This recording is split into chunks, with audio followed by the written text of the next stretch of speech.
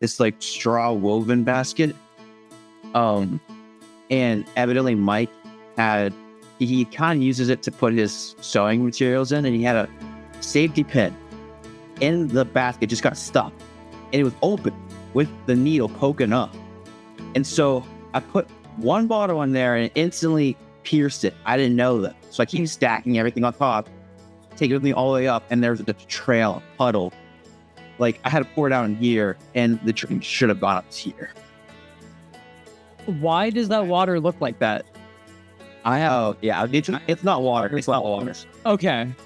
Because you lifted that up, and I was expecting it to be water, and then it was kind of yellow, and I was like, Chandler, I think you have bigger problems than it draining. Chandler, I think that's first. Yeah, it's Bubblicious. It's Bubblicious Ghost. It's gas. It's good. You ever had it yet?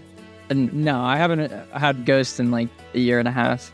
I know. You said it's been a minute. Yeah. It's actually pretty good. I won't lie. It's pretty good. I'm sure. But I still was just like initially really taken aback from the piss flavored drink. I mean, the piss looking drink that you had there. I mean, they put a lot of bubblegum flavoring in here for it to taste pretty good. So it doesn't smell like piss, but it tastes like piss. Yes. Yeah. My favorite. At least it smells good. Yeah, that's all that matters, you know? Yeah. I'd rather have like good fragrance piss than smelly piss. Quote of the century. That's how we're starting the podcast. Hello, everyone. Welcome back to Mediak. I started recording during the story because I was like, what if something interesting happens? And I felt like that's pretty interesting. You're crazy. Yeah. I might just cut most of the story just so that it going to cut most. Don't say I might. No. I might. I can already see the reel right now.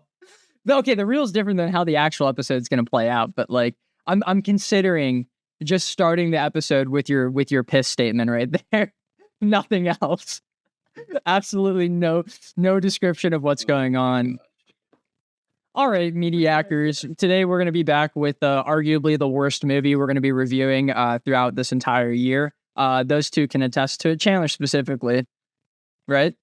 I agree. You finished watching the movie like, well, you watched it on Wednesday or something, and you texted us and you were like, God, this is going to be a rough one. I actually watched it last night. Damn. I couldn't sleep because of how much I hated it. It was me. I texted on Wednesday. Yeah, I was trying to guess for Chandler. Is it because of the piss? The piss ruined the movie for you? I couldn't sleep because of how bad the movie was last night, hence the piss energy drink. Okay. Cassie fell into the back rooms. My brother Austin will be joining us shortly. And then as usual, other than that, we got Chandler joining us again, Skylar and Zach down here. What are you pointing at? Oh, the scout. Yes, the dog. That's the most important part. She's back there. She's sleeping. Yeah, she's sleeping. Mm-hmm. What a little cutie. I miss her. She's chilling. She is chilling.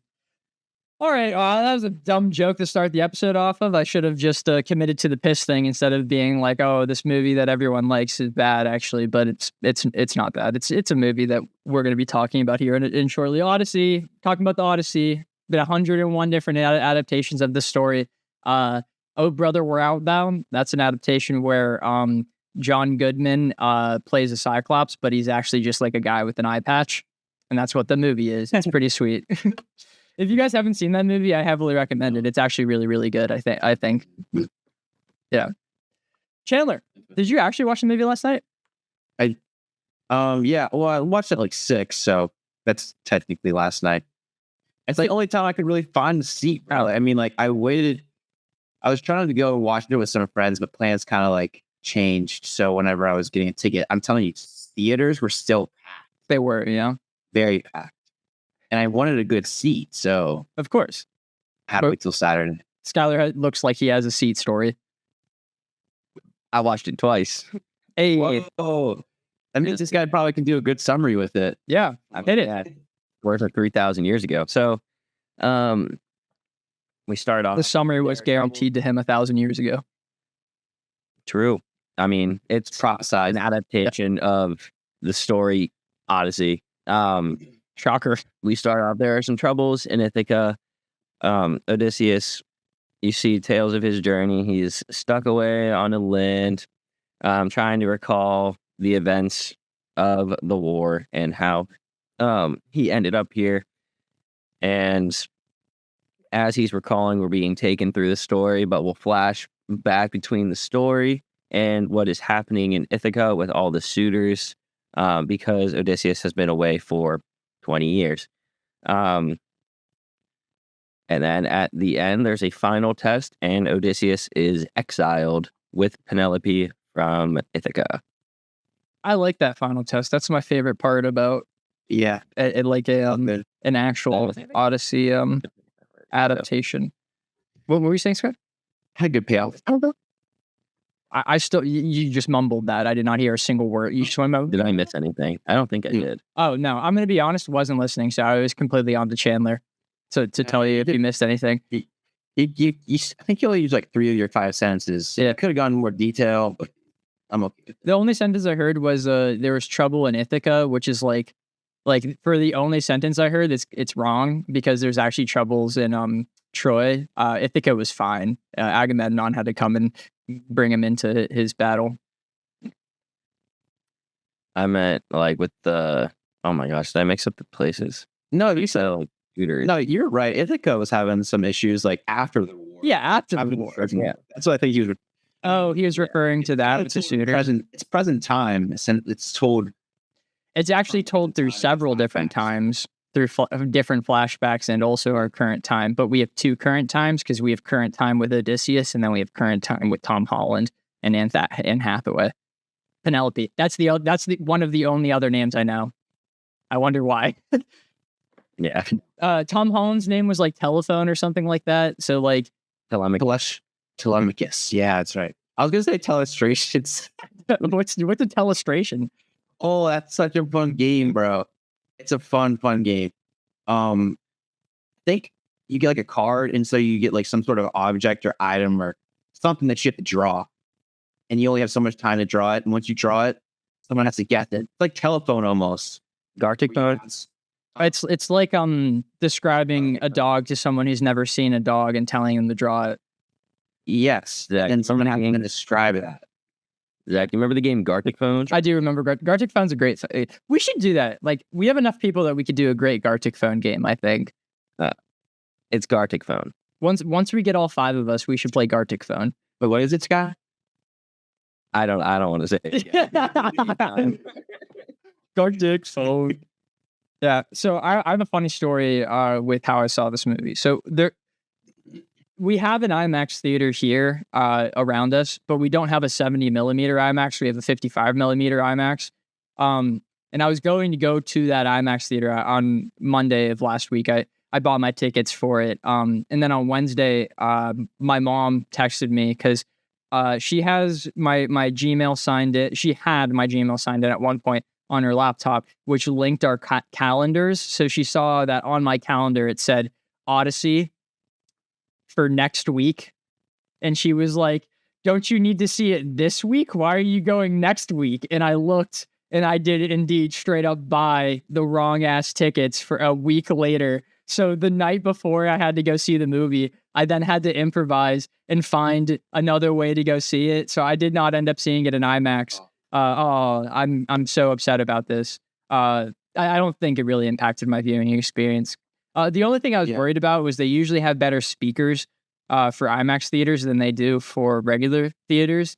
But I assure you, I very much heard everything in this movie because it was loud as fuck. Yeah, This is very loud. scares. Yes. I wouldn't say jump scares. I would say like, oh my God, I'm considering closing my ears right now. my buddy Brent. One moment where there was like a storm, like out of nowhere, probably after they like killed the cow. That was a jump scare, bro. You cannot. I mean, I wasn't in an IMAX theater, so maybe like there was just a lot more noise, but I didn't like the water scenes, so I'm gonna go ahead and ignore that of what you just said there until later. No, I didn't like them for the opposite reason for what you're thinking. Go ahead, Skylar. I want to talk about the fact that he filmed it in the 70 millimeter IMAX thing. I'm not going to lie, that kind of irks me a little bit. Why? keep keeping us, bro. How? What? You could still watch the movie and it won't be any different. Yeah, but like, You do miss a lot. No, you don't. a portion of the I just want you do. You miss a little bit. Like I'm the film guy. Like, if it would bother anyone, it should bother me. But it. Did you miss any part of the story from that? No. Exactly. The only if anything, this isn't Nolan's fault. It's the IMAX company's fault for only producing a handful of these projectors out there. I think it's perfectly fine because he has literally only ever filmed every single movie he's ever made in 70 millimeter IMAX. So if you have a problem with this movie, you have a problem with all of his movies. I would like to see a side-by-side comparison, but I think the closest theater was like in Philly. It is in Philly, yeah. 70 millimeter is in Philly. No, there's one in well, I guess it might be slightly closer for you, but my closest was Rochester, New York, or someplace some farther up. But it's like 4+ hours. And now they're where we live. I think the internet is going on a psyop for everyone because no one said shit 2 years ago whenever Oppenheimer released. No one was like, I can't see the top of Oppenheimer's hair. This is the worst movie I've ever seen. You know, but people are doing that. Mushroom cloud. Yeah, exactly. But people are doing that for this one. And I just don't get it because this has been Nolan's thing since he made movies. Yeah. I think it affected the viewing experience, but I did see something like on Instagram that showed a comparison. I don't know how accurate it was, but like it did look like you're missing like at least maybe a fourth, definitely a fifth, but maybe a fourth. I think that's a little bit of a stretch. The top and bottom. I think you're missing out on 2 or 3 inches. No, probably 3 or 4 inches on the top or bottom or something like that. It's really not ratio. Yeah, it's like a different aspect ratio. It's like But it's a square instead of a rectangle, right? Well, I think a rectangle. I think it's a rectangle, but it's like a much longer rectangle. Yeah. But you're not wrong, Sky. Square is a rectangle, but a rectangle is not a square. What he said, So yeah. Right. Yeah. I think I do know that. I don't know. I understand why people are upset about it, but I think 90% of the time, Skylar, I'm not calling you out. I'm thinking about everyone on Instagram who comments and says that they're not going to see the movie because they can't see it in 70 millimeter. I'm pretty dumb. Yeah, I think it's really stupid. I think all those people are only feeling that way because the internet is telling them to feel that way right now, and I think that's really stupid because I watched it in regular film or whatever, and I still thought it was shot great for the most part, minus like a couple scenes that I didn't like. But I didn't like them because I didn't see them in IMAX. I didn't like them because I thought they were shot poorly. You know, I agree with you, and my only thing is I got to see the difference, and in some of the shots where I knew what the difference was, it was the only thing I could think about. So not that it took me out again, it still looks great and everything. I'd say it looks good, but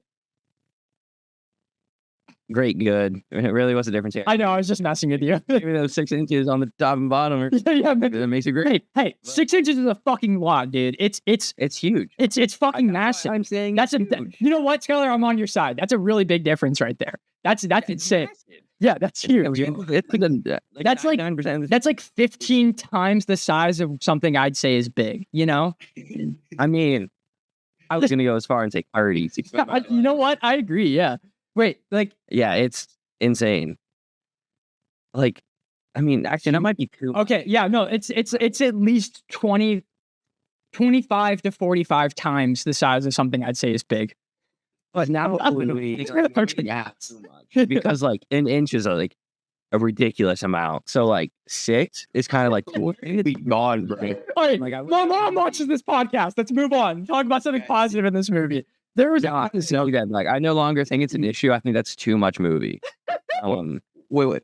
When I zoned out a little bit, and then you guys brought me back with 6 inches. I was like, hold up, what did I miss? And then I was trying to piece together retroactively, how did we get to here? Because I totally zoned out for literally 30 seconds, maybe. And I was like, oh, did you guys see that Digger trailer? Yeah. With Tom Cruise? Yeah. There was that scene in there. And so I was like, oh, you guys are talking about that. No, you are. No, you're not. I'm very excited for that movie because I don't really know what the plot is. And I think they did a really great job with the trailer, making you be like, okay, this is interesting, but I don't really know what it's about. Like, I didn't feel spoiled at all. Yeah. Sorry, we could get into actual Odyssey in a second here, but my theory for Digger is that based on the context clues of the trailer, they're not going to be able to stop the iceberg, and they're just going to try and convince the world that it's actually a good thing that that's happening. Is what I think is going to happen in that movie. We shall see. I feel like there's a lot of manipulation involved in that movie. Oh, totally. Yeah, that's like what the movie's about. Yes, Skyler? Right. I'm gonna reel it back. Dolphins. Yeah. That was legit. That was a legit thing. Back with I was gonna say, yeah, camera. like it was real. Sorry. Yeah, dolphins were in there, and they filmed that legit. They were just like getting ready to do a scene, and then a bunch of dolphins came by, so their cinematography would just put up the camera, filmed it. I was gonna say, like it kind of looked like it was almost out of nowhere whenever they showed that scene. It was probably like, okay, just dolphins. Odysseus, just post up, just look off into the distance. So He just got a few seconds of shot. I know, right? So as much as we could go back to the cameras in a second here. It just I sidetracked again, but at least we're talking about the movie this time. I like that scene because it's like it's cute. Like we see dolphins, and also it's like a fun way to show that our heroes are excitedly leaving their battle. However, there's an aspect of me that doesn't like it because the water is so blue in every shot of them leaving Troy, except for that shot of the dolphins where it's like pitch black. And I'm like, I really like the idea of the water being very blue until they piss off Poseidon, and then it becomes like dark, murky water. But it's not a big deal. I don't think what I was saying is intentional. I just was like, I think the movie would have been so much more like intense, especially during those Poseidon scenes, if it was like very definitive that the water was for or against them at certain periods. Interesting. I did not pick up on that. Like, was that, you're saying that was a theme? No, I don't think that was intentional, but something I did notice was that the water, the water wasn't as blue. Well, on Cersei's island, it was very... Cersei? What's the one that he got trapped with? Calypso. Sorry, began with a C. Yeah. Cersei's the witch. Yeah. Calypso's island was very blue water. So I think I'm just making something up right now, guys. Well, I don't know. I'm no expert with like the ocean and the water and the beaches and stuff, but usually the ocean is dark. Yeah. It's dark blue. So like, and like beaches is still kind of the same, unless they put some sort of chemical in there to make it look light blue. Like, I don't think beaches are supposed to be, unless maybe there's a coral or something. I don't think they're supposed to be like that pretty blue that we see. Right. I could be wrong, but I just don't think that's supernatural. No, I don't disagree with that. What I was saying was that the shot before the dolphins and the shot after the dolphins, the water looked much more blue than the dolphin shot. And I think that it could have been done on purpose if they wanted to like show them leaving Troy and it's like light blue waters because they're leaving all happily. And then after they mess with the Cyclops, they're like, oh, I'm cooked now. And now the water's black. But that's like neither a positive nor a negative. It was just something I noticed and wanted to talk about. Yeah. No, that's a good point. Yeah. All right, Skyler, tell me about cameras. Saying something earlier. Yeah. I mean, I like the cameras aren't like the type to like the 70 millimeter isn't the type that makes me go, oh, this movie goes from a 10 to like a 5 because of it. But like how long is it going to be until we can see the full screen of this? Is it going to be whenever we get it like on? Yeah, the 4K is usually what the 70 millimeter is. Okay, so the second it's like available, not like streaming and DVD wise, you'll be able to see the full screen whenever you buy the DVD. No, not DVD. I'm only saying not DVD for the people out there that's listening and being like, actually, there's a difference between DVD, 4K, and Blu-ray. Whenever you get the 4K is whenever it's the same thing. Whenever you get the fucking disc, then you'll be able to watch it. Okay. I guess this applies to all of his movies, but I like wasn't aware before.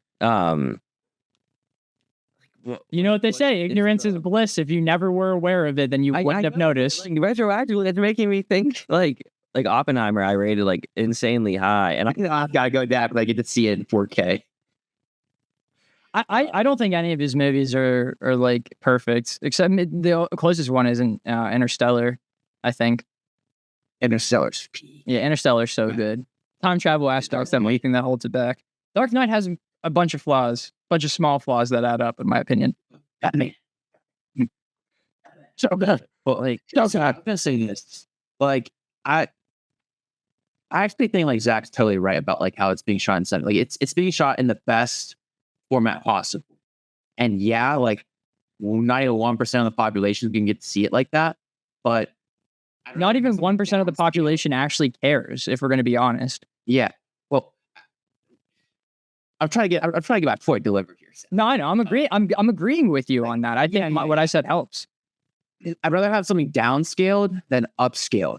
When you upscale stuff, Oh, I get what you mean. it like makes things fuzzy and blurry because it's literally just like, all right, let me just zoom, Yeah. right? Unless you're like using like AI, NVIDIA, whatever, to try and fill in all those blank spots, it's gonna look like buns. So, but when you shrink things, I think it looks better. So, I don't think we really lost out. We lost out on a little bit, but it's not Christopher Nolan's fault, like you were saying, Zach. Every single aspect of the movie is exactly the same, except for like a handful of inches on the framing. It is the only reason why I don't really care at all. We just missed a little bit of like the scenery, just like Barely. sky, though. We water. miss like small aspects. And that's not even where our eyes are going to be. Our eyes are on the set on the screens. If anything, like we see Matt Damon's head get clipped slightly. Like that's it. And I don't really We saw all of Agamemnon's like horse. Yeah, speed dude. Holy thing. fuck. Yeah, Agamemnon, dude. Holy shit, dude. I shit you not. Like, I never had a bad time watching this movie, but like anytime I felt myself starting to slip out, they would show him, and then I would be like, you know, Just aura, yeah. actual aura. Dude, that bit halfway through the movie when they actually showed the Battle of Troy, and like for some reason I wasn't thinking he would be at the front lines of the army, but whenever they opened the door and he was right there, dude, from the tip of my like the back of my head all the way down to my toes, I got chills. I was like, holy shit. It was awesome. Genuinely so cool. God tier aura farming. God tier aura farming. I do have a complaint related to that character, but we'll talk about that later. I have a very dumb complaint that is not mine that I saw online. Related to Some Agamemnon? people were complaining about the historical accuracy. Oh, a lot of people are complaining about that. Yeah. And I think that's really dumb. Really dumb. I don't think it's really dumb. I understand where they're coming from. I disagree with it because I think all of this looks cooler than what it would look like if it was real. And I don't think anyone would have liked it if it looked like what it was real. Like well, first off, this isn't real. It's a myth book that's completely fake. Yeah. Yeah. So it was literally gonna be my first point. It's all made up. It's all myth anyway. Yeah, it's all fake.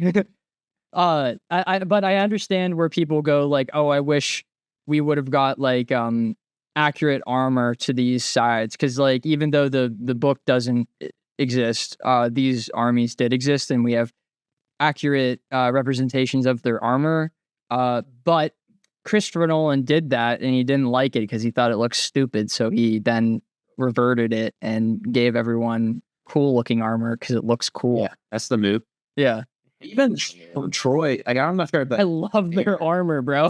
it looks sick. Yeah. It's like Moon Knight. Everyone was like Moon Knight. That was fire. Yeah, it looks so cool. I reminded me of like these characters from Star Wars a little bit. The Jedi Temple guards. The temple.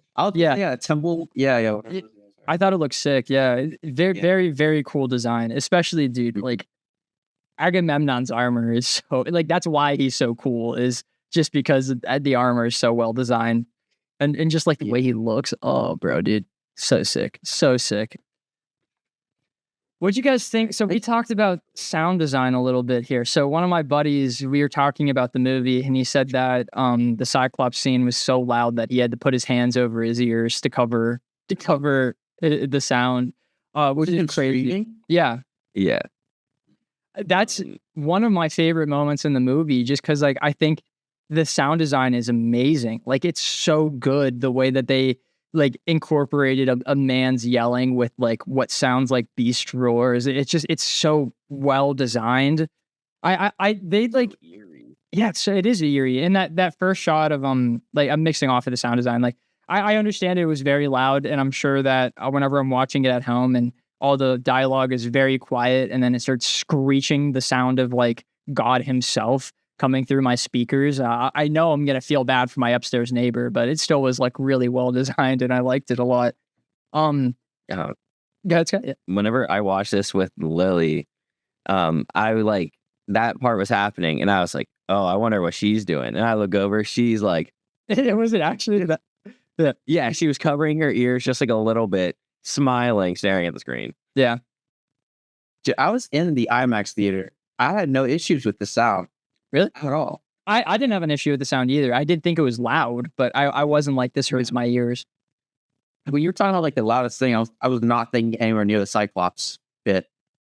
I That was Probably the loudest. feel like the storm was really loud. the Cyclops was definitely the loudest part in my theater. Really? Yeah, it wasn't even close. I think of the storm scenes only for negative reasons, and it has nothing to do with the sound. Yeah, I don't even recall the sound in those scenes. I'm going to be honest. Dude, those scared me, bro. How can you They forget? were loud, but they weren't louder than the Cyclops. I genuinely just I have no recollection of that in the slightest. It was mainly like the waves crashing and like everything hitting and the rain. It was there. I think there was a lot of thunder in those ones, right? Like, Sure. I'm thinking about the one like shipwreck, like right before the ship gets cut in half. Yeah. Surely, yeah. Is that the one you're talking about specifically? I think it was that one because it was like right after the cow island and they were all to die. Yeah. Let's talk about art, because we were talking about the Cyclops, and this is a good transition. We are debating on whether or not it's good that Christopher Nolan devoted himself to IMAX, but I think without a doubt, something that is inarguable, his devotion to try and use as little CG as possible was so amazing in this movie. Because oh my god, that Cyclops is a big puppet. It's a big puppet, dude. It's a puppet. Yeah, it's a big puppet. Yeah. It's like an electronic puppet, isn't it? Like the ones for like King Kong. No, it's a man like puppeted puppet. Like they wrapped it. It's insane. Like So wait, was there any CGI in this? yes. So yes, there was. I thought there was none. No, so like the joints aren't connected on the puppet, so they had the CG like the arm connecting into the shoulder blades, and same with the elbows connect, like this part of the arm connecting into this part of the arm. Wow. But like all of the movements they did themselves, like on set, which is insane. Obviously, they were inside of the horse. What other impressive stuff was there? The A monster from like that was like, Oh, the crab, that was all CG. They didn't do that. okay, I was gonna say that thing looked insane. I didn't like that bit. I thought it was really fast and like no explanation. Like what the fuck was that?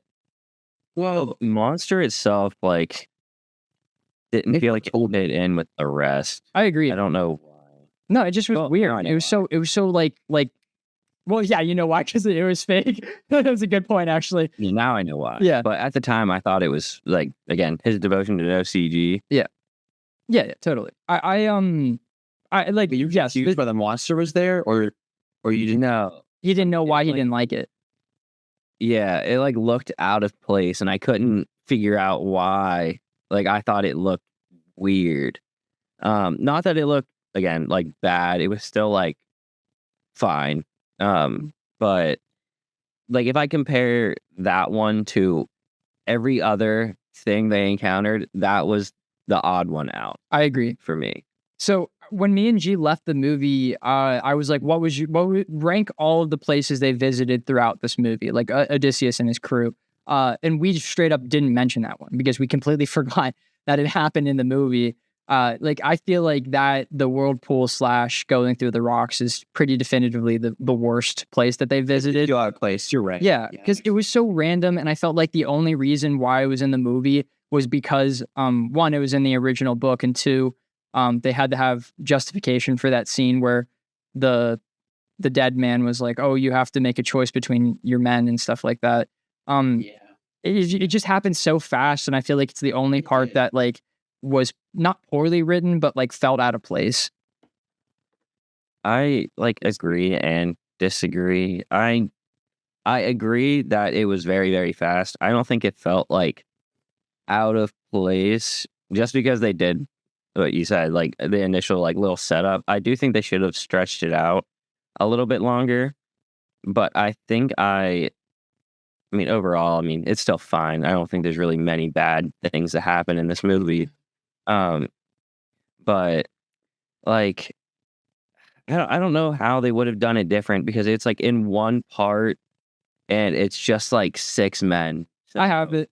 So, we didn't see like any mulling over for Odysseus because in that moment he was supposed to have purposefully made a poor decision so that his team would listen against him, and so he wouldn't have been the one to decide of his team dying. But that initial bit was so fast of him approaching it and then being like, "Let's go into the whirlpool." I think they should have maybe held a little bit on him or shown more of a way of him like mulling over the decision to either like kill his men or to just try and risk it or something like that. And I know that at the beach with the dead people, he did exactly that. But in the scene, whenever that happens, I feel like there's no way for you to have thought that Odysseus purposefully made the poor decision in that moment because he just went, let's go into the whirlpool. And his team immediately was like, no, we're not doing that. I thought you meant specifically the monster taking the men. No, the entire scene, not just the monster. Okay. Yeah, I do agree. Can you guys jog my memory? What happened before the whirlpool? Like directly before? I'm pretty sure they literally went from The sirens? Oh yeah, what is the sirens? Oh yeah, so they went from Death Island to the sirens to the whirlpool. Okay, and then before Death Island was like that trippy island, like those giant. No, I think Cersei was before Death Island, and then because Cersei told them to go talk to Death or something, right? She was like, "You have to talk to the men of." Right, I had one ship by then. That's right. Yes, yeah, because they ran away from those, went down the coast. Cersei. Yeah. Yes. Yeah. There's just so much. I'm like, it's kind of hard for me to remember everything. Yeah, and some of the islands, they like the giant island. I was honestly kind of disappointed with the giant island because that was the one I was the most excited for going into it because I saw the behind the scenes of how they made that, and it's so incredible. They had like these 7.5 foot tall men and a bunch of like either shorter guys or women that are just fucking jacked. Those were the Ithacans or our Spartans or whatever. I don't know, not Spartans. And I just really enjoyed the way that they filmed it. But in the context of the movie, they walked on to the island, took 20 steps forward, got attacked, and then immediately left. Like, I feel like it almost had no interaction with the plot whatsoever, other than they now only have one boat. Yeah, there's some 2/3 of their forward. Yeah. And moving was so cool there, though. Dude, it was so cool. And like, I think I know how they did it. So I think that they had the characters who was in focus like spin with the camera as the camera spins so that it looks like the trees are actually moving whenever they're stationary. That was so cool. And the way that they shot that was so cool. I just was like, why couldn't it have meant something in the movie? Yeah, but like, I mean, like a base, wouldn't it be like the start of the crew starting to not trust Odysseus's? I feel like that would have been whenever he shot the Cyclops in the eye whenever they were leaving. Yeah, like I think it takes like multiple things for them to fully like get to the whirlpool scene where they're like, no, we're just not listening to you, and then veer against him. Like, they did it before that. They did it on Cersei's Islands because they told them to stay. They told him to stay put at the boat. Yeah, too, and that was immediately after. Yeah. Well, still, I mean, I think the Cyclops would have been enough, especially since like the giant island was kind of like a team effort because didn't his men be like, we need the land because we would like to get off. And then they said like tomorrow. So they already started to not listen to him at that point. Well, yeah. But like, yeah, they still did land tomorrow. It was at night whenever they saw the thing and he was just like, let's rest. So then everyone rested and then they landed and then immediately got back on the boat. Fight was cool though. It was pretty sick. That was probably my favorite part of the movie up until the ending, maybe. But interesting. I would like to. You're right. Yeah, I really did like it though. I don't think there's like. I wouldn't say apart from like one thing. I didn't like outwardly dislike anything. Just certain things didn't hit as well as other things for me. You know. The funny thing is, I think this one justified the length way more than Oppenheimer did, which I felt like, makes sense because it's a very long story. Like, it's crazy to me that Oppenheimer is longer than this movie. Like, why is that a thing? Go ahead, Scott. Do you want to have a rank the islands? Sure. Yeah, go ahead. Let's hear it. I was gonna say you go first because you already talked about it with G. Okay, so I would probably like I said, Whirlpool bit last. Giant Island second last, just because it was disappointing. Calypso's Island, because there were points in the movie in which I was like, this is an idea that I go back and forth on a shit ton, because I don't think there's a way for them to have portrayed Calypso in a way that would have shown how long he was actually on the island, except for the way that they did it. But I also at some points felt like the movie would have been more entertaining if they just kind of played it in order. Not like obviously have the Tom Holland modern day stuff interweave, but I think starting the movie with the Battle of Troy would have been so cool. But I go back and forth on that idea. So I'm going to put Calypso's third last because I'm not sure how I feel about it. What are the other islands? We got Circe and Cow Island. Oh, Cow Island. Yeah. I'm gonna put a Cow Island below Calypso, actually, just because what the fuck happened on that island? They just sat and looked at cows. And I know conceptually the idea of having a 4-course meal right in front of you while you can't eat is insanely interesting. But we also didn't spend enough time on the island for us to fully feel that drive for hunger as them. We were there for not even 5 minutes. And yes, Skylar, I know, I get it. They're tired and stuff like that. But it's oh, what were you gonna say? I think if they would have done it longer, yes, totally. You wouldn't have been they could have cut time from this. We didn't need to see them get hungry. I feel like you could have just said we ran out of food, and that is what they did. Yeah, that is what happened. But it was the way that it was shot, it made it look like the very next day after they ran out of food. I agree. Yeah, I think that, isn't this movie 7 minutes from 3 hours or something like that? I think if they held it for 5 more minutes, it would have been fine. It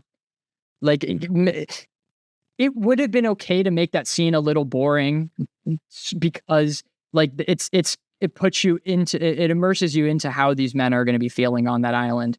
And I think I would have appreciated that a little bit more. So right now we got Whirlpool, we got Giant Island, we got Apollo's Island, we got Calypso, and then we got Poseidon and Circe, and that's all we have left, right?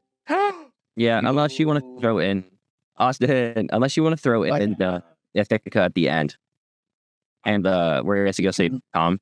Okay, yeah, I'll throw that in there too. So I'll say Ithaca at the end there, and then Cyclops, and then Circe. So we'll delve into Circe to the top. Yeah, we'll delve into my opinion on that a little bit later here. So we'll actually throw it over to Austin because he hasn't talked yet this podcast. He's been pretty quiet. Yeah, That's last.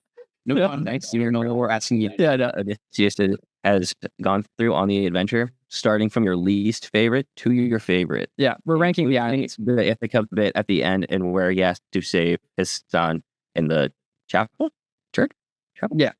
This will be interesting because Austin doesn't have the context of us talking about the islands beforehand. No, I do not. So okay. How many are we ranking? So what we have? The Giants, the Cyclops, Circe, Calypso. Oh my God, I forgot the Sirens. Sirens. The World Battle and the Monsters. Yeah, I mean, need a list to look at for this. I'll put the Sirens right in the middle of my list. Whatever one I said, right in the middle. Under Calypso or above Calypso? Above Calypso, I think. Just because I even though I really like that scene, it wasn't terribly long. And obviously that one motherfucker did but you had to show someone succumbing to, you had to. Okay, Austin. Yeah. Take it away. Okay, so least to favorite. Yeah, least to favorite.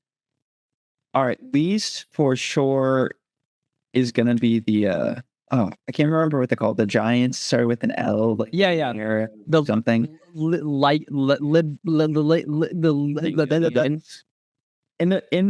the Odyssey itself, they were the cannibals, and that's Yes. how they like talked about it. So like, I didn't mind that, and I thought the tree bit was cool, but besides that, it was pretty. I don't know. nothing. Man. Did you guys see how they made that though? I know, dude. Austin, I love you, man. I love you. Dude. So funny that you said that, because we were talking about it and I ranked it like second to last, and I was like, I really liked how they shot it, but they were barely on the island. Oh my god, you're in my brain. You're in here. Yeah, that would. It's great. Like, it's so cool that they used actual people, and I won't get into that. Did you guys see how they shot that? Awesome.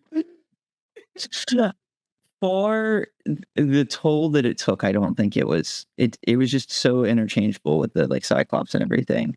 It just felt like another one. Second to last, man. Don't forget the cave monster in the whirlpool. I'm blanking on the name. It starts with an S. They're Big whatever. snake. A big spider. Scylla and Charybdis. Wow. Good on you, man. What the fuck? You missed the bit where Chandler and Skylar were like, we're mulling over the actual names, and I was like, John Bernthal, Tom Holland, Matt Damon. Austin's a gynecologist over here, dude. I love this. I mean, I was a Percy Jackson kid, and then we read the Odyssey in sophomore year, and I was like, "Oh my god, this is so cool! It's like rated R Percy Jackson." I ate it up. I mean, I forgot a lot of it going into this, and I purposely didn't remind myself. I'm not going to derail. There were two bits that I remembered, and I'm happy that one of them was adapted very well. I'm happy that one of them wasn't in it, if that makes sense. Which one was it? Are you talking about the I'm nobody bit? What? I wanted that in the movie. It doesn't make sense. I know it doesn't. I know it doesn't. Movie. It would have been so silly, and they would have had to add more Cyclopses, and it just doesn't make sense. No, I play well in live action. It was one of my favorite things. It would have been so cool though. Like, the more I thought about it, I'm like, there's no way they could have done that in a non-corny way. So, Austin, actually, fuck you.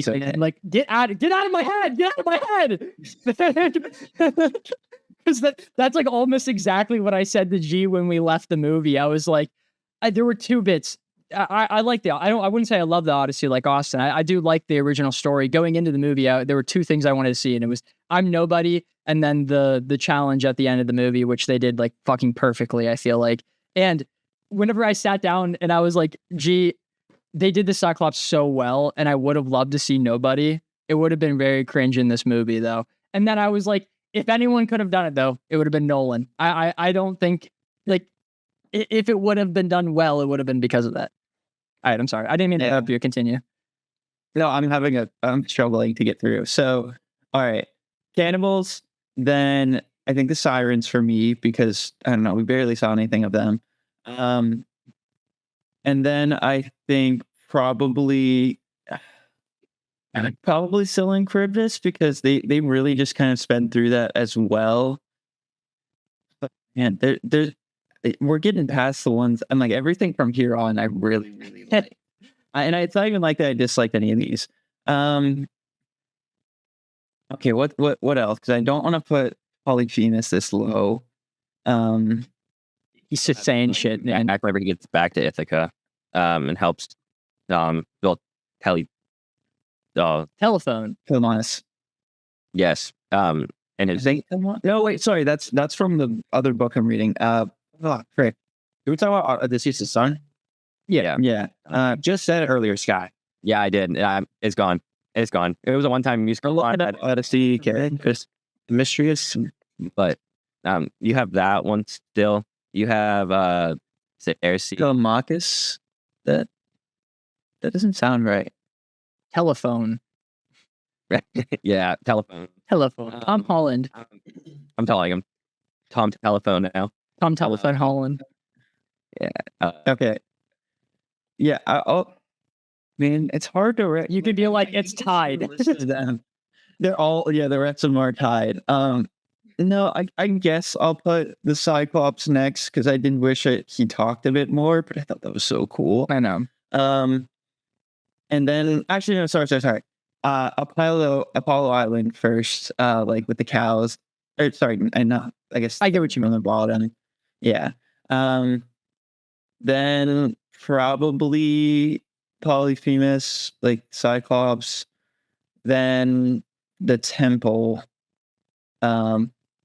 We forgot one. We forgot whenever he goes and sees his dead man. Oh, No, I was remembering that. I forgot that. For Zax. I'll put that. I'll get high. Dude, I'm not gonna lie. Like Cool. it was one of my favorite scenes, and I apologize for what I'm about to say here. All aura gone whenever Benny Safdie took off the helmet and started talking, bro. And You didn't show his face. His voice, though, I agree with you.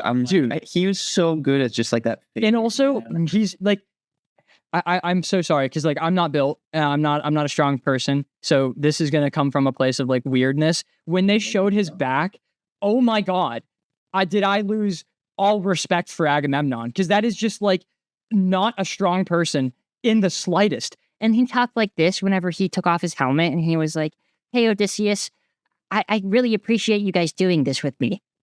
Go ahead, Scott. Yeah. I didn't think it was that bad. I thought it was so bad, bro. I thought it was so bad. I was like, you were the coolest character ever, and now you have zero aura. I still think he's the coolest character ever. Like, I don't know. Seeing like both sides is kind of cool. I don't know. I mean, that's probably just me, but like, it's awesome. I don't care. It's awesome. You know? I get it. He didn't show his face. Like They showed his face for like a second, but it was like covered in dirt and mud and stuff, so you could like barely see it. It was whenever he took a drink of the water and then he took off his helmet. I think I could be wrong, I'm pretty sure it's been ripped, Zach. But Yeah. how else is someone going to wield all that armor unless you're internally yoked? Yeah, but like, you saw his back, Chandler. I know you work out. Like, it was such a Devil's advocate here, all right? Yeah, I get what you mean. It just was like, I don't think I've had the wind taken out of my sails harder than whenever he was like, "Hey, Odysseus, thank you so much for joining me on this journey." and then we saw the flashback and it just was like a normal dude's back. And I just was like, use a stunt double. Like, we didn't need, like, it didn't need to be Benny Safdie getting stabbed in that scene. Like, I like Benny Safdie. I think he's a great writer and director. I think he can be an incredible actor because in good time, he's great in that movie. But like, and he's great. He's great in every other scene in this movie when he doesn't talk. I think he does such a great job of being a presence. But wow, He's not Benny Safdie, he's good. yeah. But when you can't hear or see him, he's great. Yeah. Oh, I'm kidding. I'm sorry. All right, I didn't mean to Sorry. derail. Continue, Austin. I will say with one thing on that, I agree mostly with the voice. The back, I think the point is that he's the leader. He's not like the specific warrior himself. Like he's like the figurehead and the leader of the army. Like That's a good point because we never saw him fight. that's what I'm saying. It's like he just stood there. He was an aura farmer. Yeah. But it was because he was armor and the role that he held. And I don't know. I didn't mind him not being completely yoked. I'll take that. Would have been cool if he was. I'll take that. I think the voice is very important though, because that's like a very large aspect of aura. 100%. I do agree. I think his voice should have been. Yeah, boy, we saved him better. He needs a ginger on the power voice. Dude, you know, like that in the olden days, whenever they would do Hulk, they would put like an auto tune on him, and it would be like really weird and not sound right. They should have done that to Agamemnon in this movie. Odysseus, help! Or like I don't know, some stupid like Hulk thing. But I feel like if he had that deep voice and then you saw his back, you'd be like, it was even worse. You know? I think if Austin explained what he said there, I wouldn't have had as. No, I disagree with you fully on that. Just because like those are two completely separate problems in my head, and one of them I don't even really consider a problem anymore because we literally never saw him fight. It feels like one problem. Well, that's fair. In my head, it's not. They're two different things that remove aura, but now one of them is not as much. Yeah, awesome. Continue. Finish. Again. Okay. So, bottom of the list, cannibals. Then we go to what the hell did I say after that? Sirens. Then Sola Charybdis.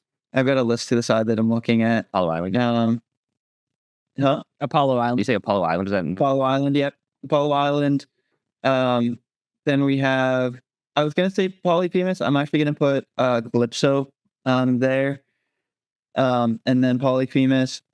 I liked it. Like I said, I needed more talking. Calypso was all right, but I don't think it made sense why she had him stay that long and then all of a sudden just like switched up like that. They handled it. I think they handled it a bit differently in the epic itself. After that, I think. Why did you say that, man? What? Because I thought about it, and you're right, and I really like that scene. I thought it was cool. I mean, I like it. But like that's like one small issue I had with it. Then let's see. Man, everything from here on. I don't know how you guys have ranked this. only Like- Zach is gone. Yeah, it's just me. Okay. What's left? So we have the underworld. We have his return to Ithaca. We have, I guess, the temple. I think I would say is next. In my mind. I like that, but I don't think that's as high up. I thought that was really cool though. So okay, that's 7. How'd you say Cyclops? Yeah. I said Cyclops. He just used he used his government name instead of calling him the Cyclops. Oh, Polyphemus. Yeah. Yeah. I was yeah, on that one I think it was silly that he like just shot him out of nowhere. So Dude, that pissed me off, man. Yeah. I was actually. Yeah. I'm waiting to bring that up. Yeah, we'll talk about that in a second. I forgave it halfway through the movie and then I hated it more at the end because we'll probably get to Sorry, that. I'm actually trying to make my list while Austin's going because Good call. Good call. I'm gonna go B actually. I'm Difficult. No, that's fair. Do we want to pause or should I just go? like, Yeah. I'm gonna make Okay. this. All right. So shipwrecked. Stations. Man, so I really only have. What is it? Is Return to Ithaca and the Underworld, and I guess I'll do the Underworld second because I really liked it. And I thought that was really cool how they like showed the prophecy and like showed everyone. And I can't remember Elliot Page's name, but he did like really good in that one, and that was pretty cool. Sinon. Sinon, yeah, Sinon. I thought that was a cool addition to the character. Yeah. And then, all right, I'm gonna cap it off. Return to Ithaca. Man, that was so cool. That was so cool, man. The actors was so tough. And stringing the bow. I know you guys have had to have talked about this, but the freaking Not yet. sound. Not yet. No. We're waiting No. for it. We've been saving it. We pretty much only got some negative. Zach isn't even here for this. That's so funny. Yeah. I'm gonna push Zach, get out of my head, bro. Oh my god. Zach, get lock in. Zach. Yes. I brought up the bow. Wait, what about the bow?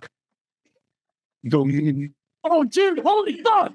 Yeah, dude! Yeah! Oh my god! Dude, okay, so Oh my god. dude, I was so like there's like a scene that's really well done in my opinion, and that's my favorite scene. But like I seriously considered being like the score in this movie is my favorite part of it because holy fucking shit did Ludwig do like the best job of any score I've ever heard in a movie, specifically with that bow bit. Because the way that it like perfectly intermixed with the audio and also the music, oh, so good, bro. It was fantastic. It was amazing. I want to say inappropriate things about how I felt. Me too, bro. Dude. Dude, Agreed. it's so So good. heavy agreed. It's It's crashed part of my brain all at the same time, and it was perfect. Oh, I quick every time it happened. I was like, oh my god, dude. I know they did it 4 times in this movie, but I choose to believe they only did it the 3. The one at the beginning with the hunting, the one in the middle with Cersei, and the one at the very end, just because I was like, those would be beautiful. It would be so. What's the other one? And did they do one other time? It comes in 3s. You're right. I thought they did it another time, though. Oh, maybe it is just the 3. Then this movie is great. Yeah. I mean, they had a flashback. I think had a flashback of him shooting it, doing the challenge. I think that's the one I was thinking of. I've only seen this movie once, so I was just assuming my memory was wrong. I'm pretty sure you're right. Regardless, it does. Yeah. That was really. Yeah, I think that I got through them all. I'll be happy. All right, and that's the thing. Is like I would be happy if they did it. Like I would kind of wish they did it more because it was just so satisfying. But I don't know, scarcity breeds appreciation or whatever.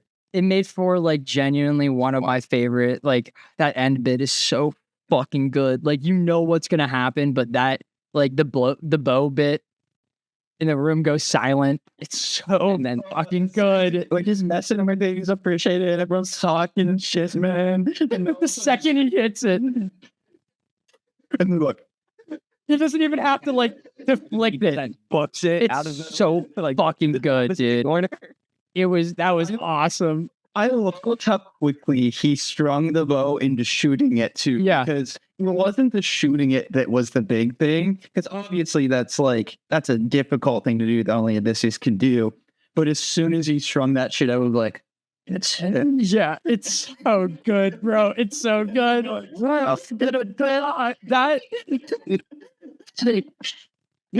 and then like that was amazing.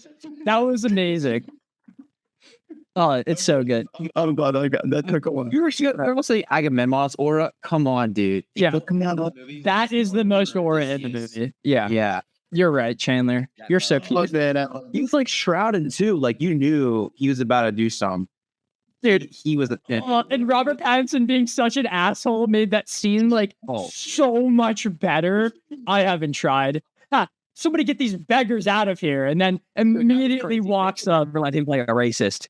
He liked this shit too. Yeah, you did. He loved it, bro. He had that plate. I made me think he said he slur. If I missed, Yeah, dude. Every word out of his mouth was just like cruel. Whenever he was like, "You're looking for a daddy that you've never met," and I'm like, "What the fuck, bro?" Like, you enjoyed that way too much. you got close that camera. Yeah, well, that's what he did. No, like in the scene, he's like 30 centimeters away, way less than that. 30 is way too many. Like he's like 3 centimeters away from Tom Holland's face. Imagine Tom Holland, like in that moment, he's just like, "Daddy."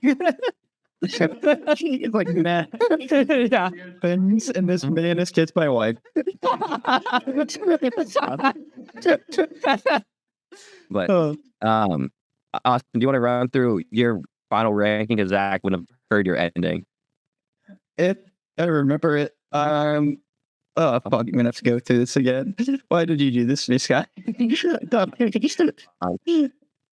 Cannibals, Siren, Scylla.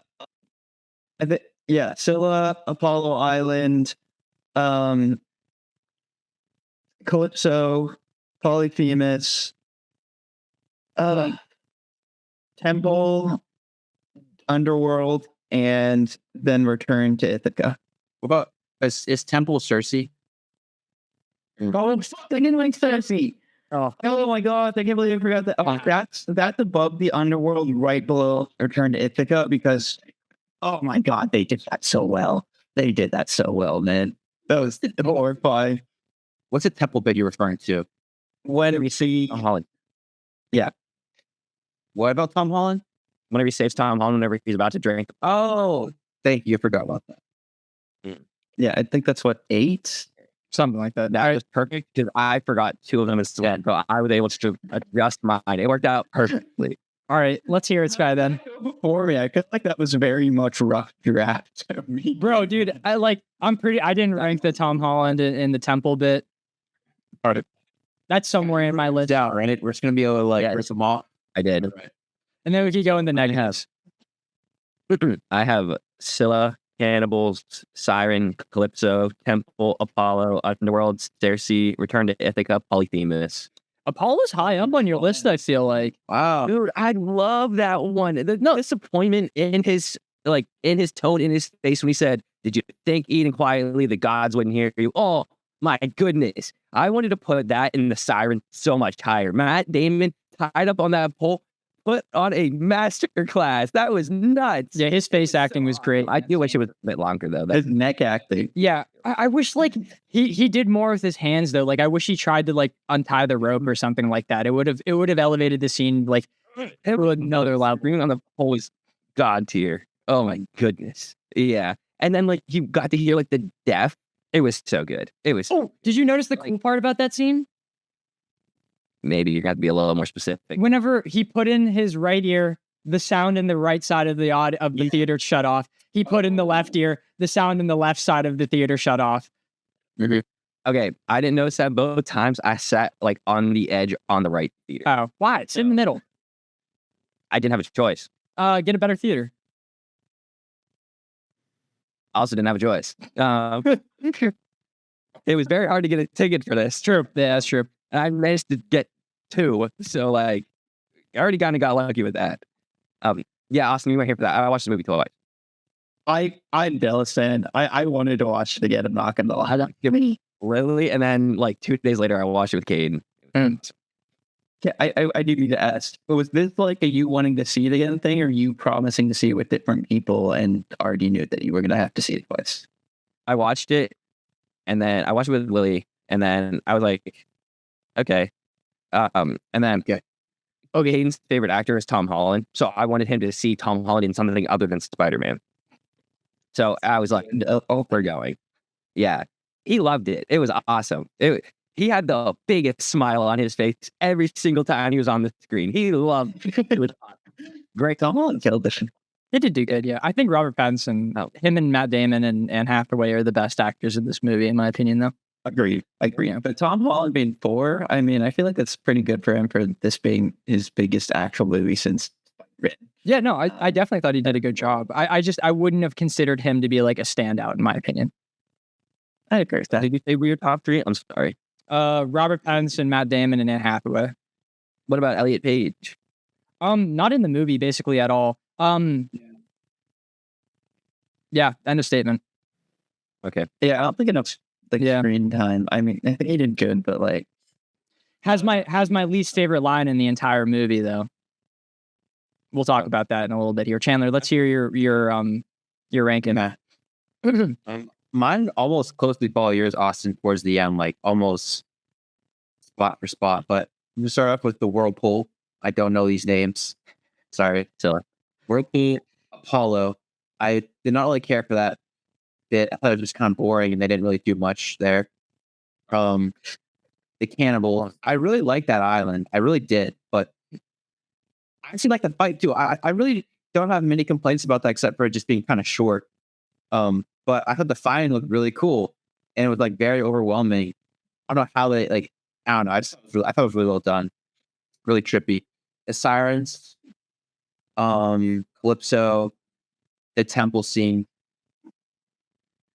the Cyclops, Underworld, Cersei, and then Return to Ithaca. I thought the body horror was insane for Cersei. Like I don't think you wanted to get into the cons, bro. I don't think we touched enough in the pros just yet. No, well, I feel like we're gonna talk about it when we get into our cop first. Down to her elbow in this dude's throat was crazy. So good, bro. So good. I'm gonna gush about that scene shortly. I assure you. You're probably waiting for your I am. Yeah. Yeah. I will say, for my list, the second I got past Scylla, I like them all a lot. Yeah. Like, yeah. I'd confidently say that a couple of these islands, I don't think they can be done better if they do another adaptation of this. You know, like they really fucking come on, man. Don't say shouldn't. I think we could definitely get a different adaptation of this that could be as good as this, if not better. All right. Well, you don't know what will come in the next 20 years. You think it is a peak, Austin, for the Odyssey? Yeah. Like bringing it to live action. What possibly could make, like, what cast, what director, what, like, what are we just going to throw more CGI into it to not get more like myth? No, I'm not saying I can't I can't look at you and come up with the answers to all of those things, but I'm not going to confidently say that it's impossible for someone in like 50 years to make a better adaptation of this. I feel like that's kind of I think that's the key, though, is like, I think this can't be one of those Harry Potter, once in years past and just re-up and do it again. Like, this is not going to fade for a very long time to a point where you can have a marginal improvement. I think someone would have to have very big balls to think like, yeah, I should do the Odyssey after Christopher Nolan just put that up. I don't think it would be any one director. Like, I think that the studios are going to do what they do best and learn the wrong lesson from this and not realize that it's because of Christopher Nolan, the people in the movie, all the talk about the movie that made this movie a $2 billion movie. And they're going to be like, oh, let's make another Odyssey. Oh, let's make an Iliad. Or like they're just make more Greek stuff. I assure you, we're going to see a shit ton of that in the next like 5 years. And it's because of how successful this is. Yeah, I agree with that. Something like bad note. Yeah. All right. I'm pretty sure that I'm going to be the only one talking for the next like 10 minutes here, but do you guys want to talk about some negatives about this movie? From the sounds of Austin, I don't think he saw any. They hurt the dog. They were mean. Yeah, that made me upset. Argus. Good puppet for the dog, though. I thought that was really well made. Yeah. It was sad seeing the dogs burn. I agree with that. I almost had a seizure in this movie, as well as almost went deaf. Hit me with the first one first. Am I the other one? Seizure? Yeah. Dude, when Zeus was like taking out his might on the whole like crew, and there was like the lightning and everything. Yeah. I had to close my eyes. Really, legitimately, I was getting like an actual hit. I mean, I was second row from the screen, so maybe that was a big part of it. That probably has something to do with it. Black orange. I was like, what the fuck's going on, man? Yeah, and my watch gave a noise warning during the polyphemus scream scene because it was that loud. That's so funny that you say that, because me and Skylar were just talking about that, and Chandler was like, I didn't think it was that loud. Yeah, I don't know. Yeah. I got bad ears though, so. But you said the lightning was louder. I look, brother, bad for a reason, evidently. One of my friends at work, Austin, had to close his ears during the Cyclops bit because he said it was that loud. I was about to, but the only thing that kept me from doing it was my pride. I was just, dude, I like the sound design too much. You're gonna look at me weird. But shit, it was loud, man. It was very. I think it could have been slightly less loud. I agrry. I don't know. It's immersive. Sound design was amazing, though. It was so well done for that moment. Wow, that did not last. Then Zach, you can go on your rant. But Scott, what are you doing here? A man. Yeah, a war. He's also the very first. He's not only the first person you hear, but the first person you see in the movie. What? That's his delivery is kind of. It's pretty bad. It's pretty bad delivery, and if anything, it takes away from the movie. I think it would have been like, that is, yes, a role that isn't very important, but like the bringing you into the movie like that, I feel like you need to have a deeper voice, a more commanding voice. And he just sounded, I don't know. He didn't have the vibe that I'd want from the storyteller intro to the movie. He's just a really bad actor. Like no one could bring good out of that, because he didn't even have any emotion. A man, a war, a horse. That part I do agree with. I thought his like introduction, his just like a voice with it, I think it did fine. I think he was missing auto-tune, or I think I would have slapped the auto-tune. I think Chan. Well, we said that for the Cyclops too. Wait, who did we say that also should have auto-tune? We made a joke about that earlier. Agamemnon, yes. You know what? It looks like, to make this movie shit, this movie would have been good if there was autotune in it. Yeah. Bomb. Like, it's I like Travis Scott's voice and his acting. I do agree. I mean, I like small-legged. Yeah, but like Okay, that makes me feel a little better. Small negative, I'll take that. If I had to choose the worst actor in the movie, it's definitely Travis Scott, though. What was he? Not an actor. He was the like prophet, the guy that was like telling shit. Yeah, okay, Skylar, but that adds to the point more. Like, why wouldn't you just go to an actor then? Yeah, but Christopher Nolan picked him. So, like, how's that his fault? I'm not saying it's Travis Scott's fault, but he still did bad. I see. Yeah, but I think his voice getting into it was fine. His acting not good. His voice getting into it, I think. I thought it was shit, but it's fine. It could just Sicko mode played in the background, then I would have like. That reminded me, dude, the hard cut into a Travis Scott song in the credits, bro. That had me cackling, dude. I looked at G and I started fucking dying. It was so like, okay, if I were to, I don't think I respect this movie as an art piece, so I personally wouldn't change anything except for that, because that was fucking ridiculous. Like, had to be quiet for a little bit and then go into the Travis Scott song, but it was like, like right as the credits started hitting. Go ahead, Skya. Okay. Imagine the movie opened up and it starts with my granny called. She sent from you. Like it would ball. I'm laughing in the theater right off the bat. Yeah. Hear me out. As soon as Odysseus hits the arrow through the axe, man,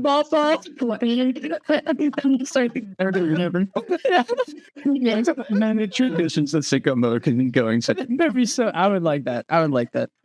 Movie that's the one change I would make to this movie to make it better is add more Travis Scott music. I would. It was awesome.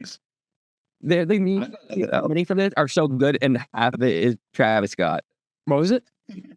Half the memes we're getting from this are Travis Scott, so taking him out of the movie removes half the memes, and the memes. I haven't seen any memes related to this movie. I just want Travis Scott out of this movie, and it would be a not a marginally better movie, but probably boosted up like 0.1 points. I didn't like the boat scenes. So as a resident, I'm scared of the ocean type of guy. I felt nothing during those moments because it was just a dark room and someone throwing water on them. And like, You've been cured? no. I literally looked at a clip of Power World and I felt like dread because in one of the boss fights, they send like a massive wave at you. And that's like really, dude, it's scary. Bro, that one's so cool though. Like, did you watch the one with like the pigeon dude? It's like, yeah, he was like fly. Yeah, he's trying to get over the water, dude. Like that's terrifying. Like the part of why the ocean is so scary is that it's so big, and like we didn't feel that. Like we just saw him being like hide, and then every once in a while we saw like we didn't see. It was just pitch black. Like I know that's what the ocean actually looks like and stuff, but you can't feel like. From my aspect, I wanted to feel scared during those scenes. How did you feel whenever he was leaving Calypso's island? Like I was scared for him. Dude, his boat was falling. Whatever raft he made was falling apart. How did he get back to Ithaca? God. Well, yeah, okay, I get divine intervention. I get that part. But I mean, like, did that not? No, not at all. Because there were like no waves. My problem is that. Not problem. This isn't a problem. Just the reason why it didn't make me feel fear is because the camera was so tight on everyone that like you didn't see the oncoming danger. And anytime, actually no, he never was hit with a wave. His boat just like fell apart slowly in that bit, and then he was just in the water, and then he was back on Ithaca. I wouldn't want to be caught in those waves though. No, totally. Yeah, I think I found a way you could have incorporated a little bit more oceanic fear, while also enhancing like the power of the gods thing. Yeah. Like I think he should have been laying down and like slowly getting water and stuff. But I think like a giant wave. Yes. Yeah. That's what I wanted. We just like, and then just smashed him down on him, and he's like whirling through the water and all that shit, and then he just lands in Ithaca. You can't make that real though, you know? Yeah, you can't. Yeah, that's. For a movie where 90% of it, they were on the ocean, like I really wanted something scary related to the water, and I really never got that in the slightest. That's fair. Yeah. I had something else, but it's like, whatever. I don't even fucking care anymore. The Cyclops bit.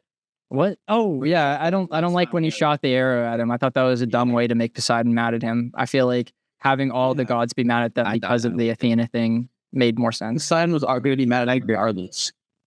Yeah, I agree with that. Because of I think like the entire book is all about how terrible the trick at Troy was, and all the gods hated him because of that. And I feel like we didn't need to add into it a little bit more.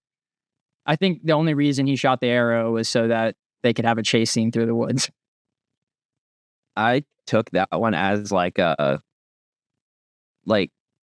saying like "fuck you" to the Cyclops. Did you get that? Because that's what Matt Damon said. Said that? Yeah. They asked him why he did that, and he said it was because of all the men that we lost in that cave. Yeah. No, I didn't. Awesome. That's awesome. Yeah, that's what I thought it was. Maybe you need a third. Yeah, but he also is like, they talk about him like he's the smartest guy to ever exist, and that was just like a really dumb move. Yeah, the other thing we talk about is how he values the lives of his men so highly. I mean, granted, what he did and it made them lose more lives. Yeah, I was going to say it ended up being worse. The ones he lost. If he valued them so much, he wouldn't have put the ones that survived at risk. Well, yeah, that's what I was saying. Like, he wouldn't have done that. But at the same time, like, I don't think he's going to be cool, calm, collected throughout everything of this. I think him getting mad at, like, that one, because, like, it was his idea to stay in the cave and welcome them home. So, like, some of that, and then getting mad about losing however many men to that, and then, like, as they're leaving, they're trying to leave anyway. Like, I didn't think it was a huge problem. I think it was a dumb move by him, but I feel like I understand it. If it was any other character, I would understand it more. Like, I as a human, I understand the emotion of it. I just would never see Odysseus doing that, especially after finishing this movie. I'd more mad at some random guy did. Yeah, I'd be mad if Random did it. I think his crew is, like, they've shown to be very stupid. I feel like if anyone makes sense, it's his crew to do that. Yeah, but I feel like I would have hated that. That's like a kid in a, like, being the stupid one in a movie. You're just like, but that's literally what Odysseus did. Though. Like, it's the same thing, but we know it. Yeah. Well, Austin, thank you. Amazing point. well, yeah, but I don't know. I like that one because of the I don't think that's a problem because I like it. No, that's not what I said. I know. I was just messing with you. But like, I think him shooting the Cyclops, like letting out frustration in that one, is a justified response. I don't think it was like a perfect move, but I mean, none of it has been perfect the entire time. So like, I just don't think it's a big deal. I'm a little conflicted. Austin, you didn't hear this, but like, I don't really know much about the Odyssey. Where I read it, but I forgot a lot about it. So a friend gave me, like, all the songs in the musical epic. So I've been like kind of listening to that on repeat, and that kind of helped me prep for the movie. Actually, like, I was able to piece things together a little bit. In the musical, at least, I don't know how accurate that is, but I know that he takes mercy on the Cyclops, and him shooting the arrow is not merciful, right? So that's how I had an issue with that, just because of that. I thought that maybe like was uncanon, so to speak, but like it's a little conflicting. Like, that doesn't seem like that's his character, but I do think that in the movie it actually does make sense that he shot him, because he already like lost his humanity after, like, during the Trojan War. He realized what, like, the sins and atrocities he committed, like all the Zeus's law, Zeus's role, whatever. They literally tricked the enemy into accepting them into their home, and then snuck in and, killed them all discreetly. Like, I feel like, where's the honor in that? So I feel like he just lost a part of his soul, and it kind of makes sense that he shot the Cyclops. If he was any bit normal, he wouldn't have done that. I thought the end of the movie showed how he changed as a person due to the battle of Troy. And that's why he said, he like stood in the center of the town and he was like, oh, this was bad. This was really bad that I did this. And I feel like post Troy, he wouldn't have done that. He wouldn't have shot the arrow, I don't think. Because his character arc already happened. I think he only accepted, I think that was the tipping point, but it still kept going downhill, because Like he just was acting weird around his crew. I think he was making rash decisions, even though he was looking out for them. I don't think he fully like accepted what he did until he remembered everything on Calypso's island. And then like, because the whole time he was defying the god. No, of course. That's what the movie was trying to show. They wanted to show that he didn't want to go home yet because he didn't feel as though he deserved to go home and he needed to continue his punishment and stuff like that. But I'm saying like that the punishment wasn't that he's a bad person now. It's that he's not at home. You know, I think that the second he realizes his faults, he wouldn't have succumbed to rage in that way. Correct me if I'm wrong. Like you were saying, he accepted his faults on Calypso's island, attempting to go home. That's when he accepted the gods, and then that's what I was saying. Yeah, but in that he's the same person on Calypso's island as he was at the end of Troy. It's basically no different. Austin's the Odyssey, man. Where do you lie? No, I'm gonna throw something in here that we had, like a part of this we haven't discussed, and I think that the timeline for when the Cyclops Island happens. This is, correct me if I'm wrong, the first thing that happens after leaving Troy. Yes. So like, I feel like having that, I'll say, increased anger from losing its men, from doing the things they did at Troy, and then basically being on their way home and him deciding to go off apart from Agamemnon, like, I could feel like it kind of does make sense he would be that angry that he's losing more men, because it's the first time he's losing men outside of Troy, and it's because of him. It's because of him wanting to go that way. It's because of him wanting to stay and greet the host. Like, it's irrational, and I kind of can understand it. I still think it's down, and I would say thematically, that's my biggest part of it. I don't think it's out of character, in my opinion.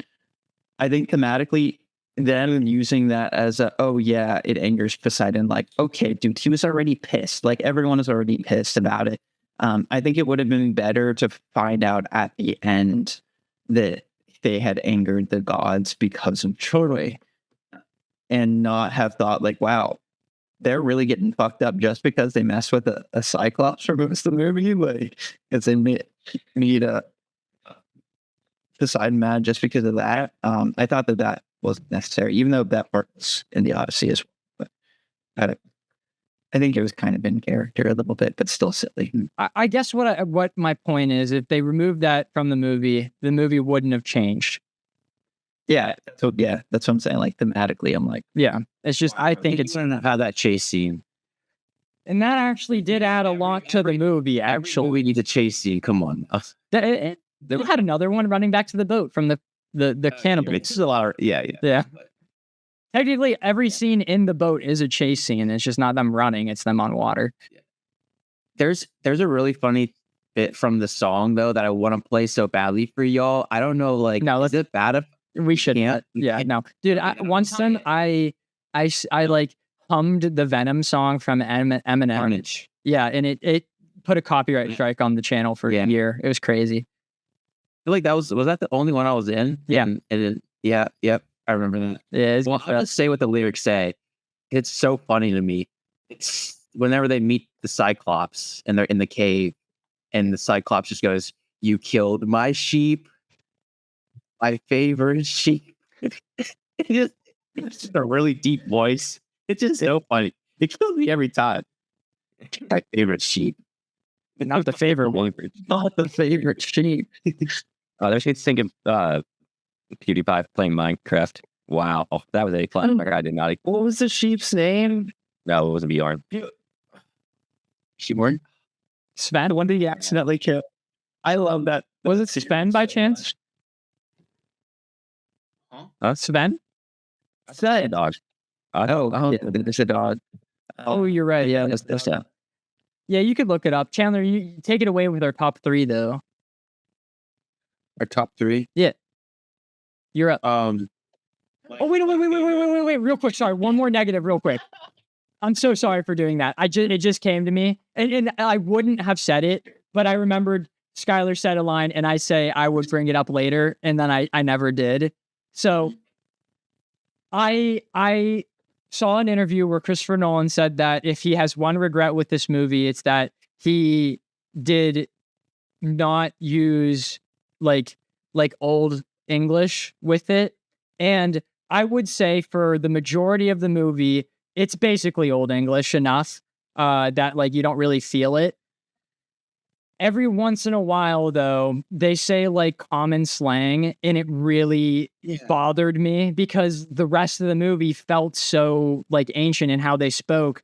And my least favorite line is from Elliot Page, where he says, like, tell my dad about the journey that we had, and then you can go ahead and add some stuff. And I was like, oh, that just is so cringe. Like you liked it too. What? Yeah, That's that was really sweet. But it's I get.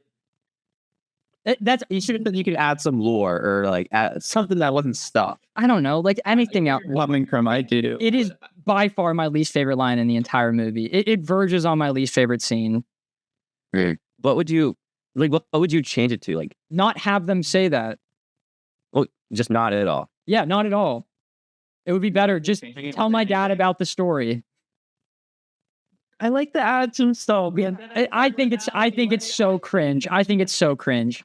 That actually made me so not interested in the rest of the movie at that bit. And then I saw more action. I was like, that's cool. Like he went on this journey, but also like it wasn't as eventful as Odysseus is. Like he died before things. Like he got to fully live the story. Like I think it emphasized how sad it was that he died and he had to be the one to sacrifice himself because he didn't even see the Battle of Troy. He went on 10 years to that beach and died on the beach. Like, of course I'd want. Like, I'd say add some stuff, like make it seem cooler than me just dying there and not knowing why I died. Like, I'm happy you liked it. I still don't. that's fair. Yeah. I'm with you. I liked it too. Like, I thought it was I also thought it was so nice. And like, I think those are my favorites, actually. Sorry, didn't. that's one of your my opinion on you has completely changed now. let's go wondering. Get out of my head. Get out of my I'm like, no. You are firmly out of my head now. Yeah, we're okay. We are in fact certain. Yeah. Yeah, I know. I was making a joke. I found the name of the sheep. It's water feet. It's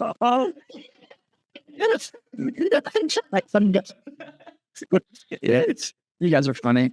For reminding me, giving me the random flashback of you guys Minecraft videos because you sang part of the song.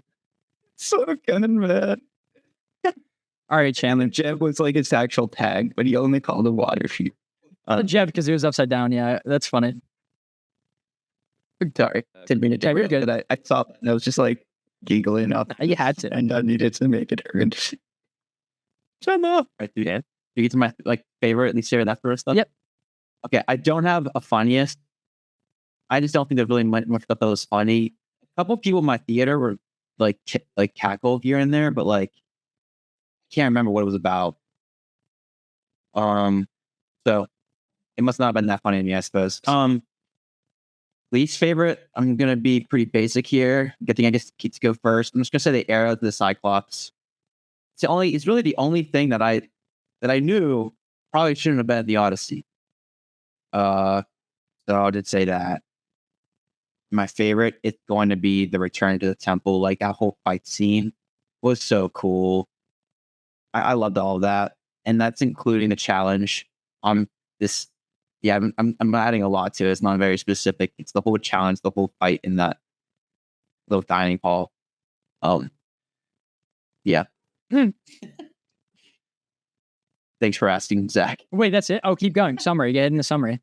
Oh, it's already okay. You're asking a lot, dude. Bro, you're going to have to do it eventually.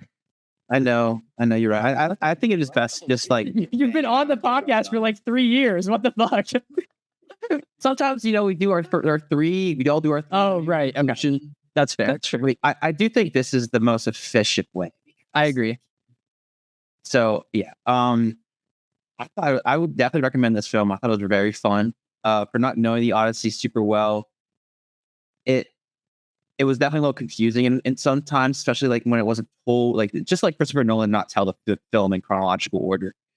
It almost being in present time through flashbacks, and even those flashbacks weren't, because they showed the Trojan War after the Cyclops, right? So Well, that was like that was middle of the movie-ish. yeah, so that like I was a little thrown off. I was like, oh, it's a Trojan War and not in the Odyssey. Like I felt pretty stupid, but yeah, I really loved it. I thought it was entirely non CGI. So I was just like in awe the whole time. I don't know how they did that one monster scene after the whirlpool, but it makes a lot of sense now that was all CGI. The Cyclops' limbs or like his joints were CGI, but it being a whole puppet, the dog being I didn't know the dog was a puppet. That's crazy.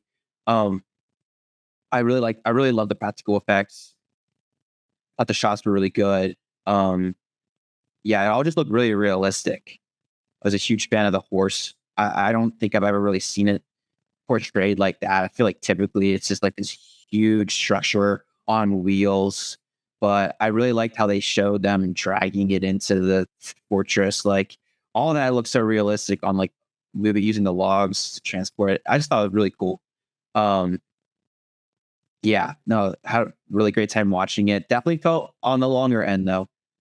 Could have made it a little shorter for me because maybe it's just a brain rot. But like when I was like a kid, like kind of like Endgame era, I could have sat through another hour of that.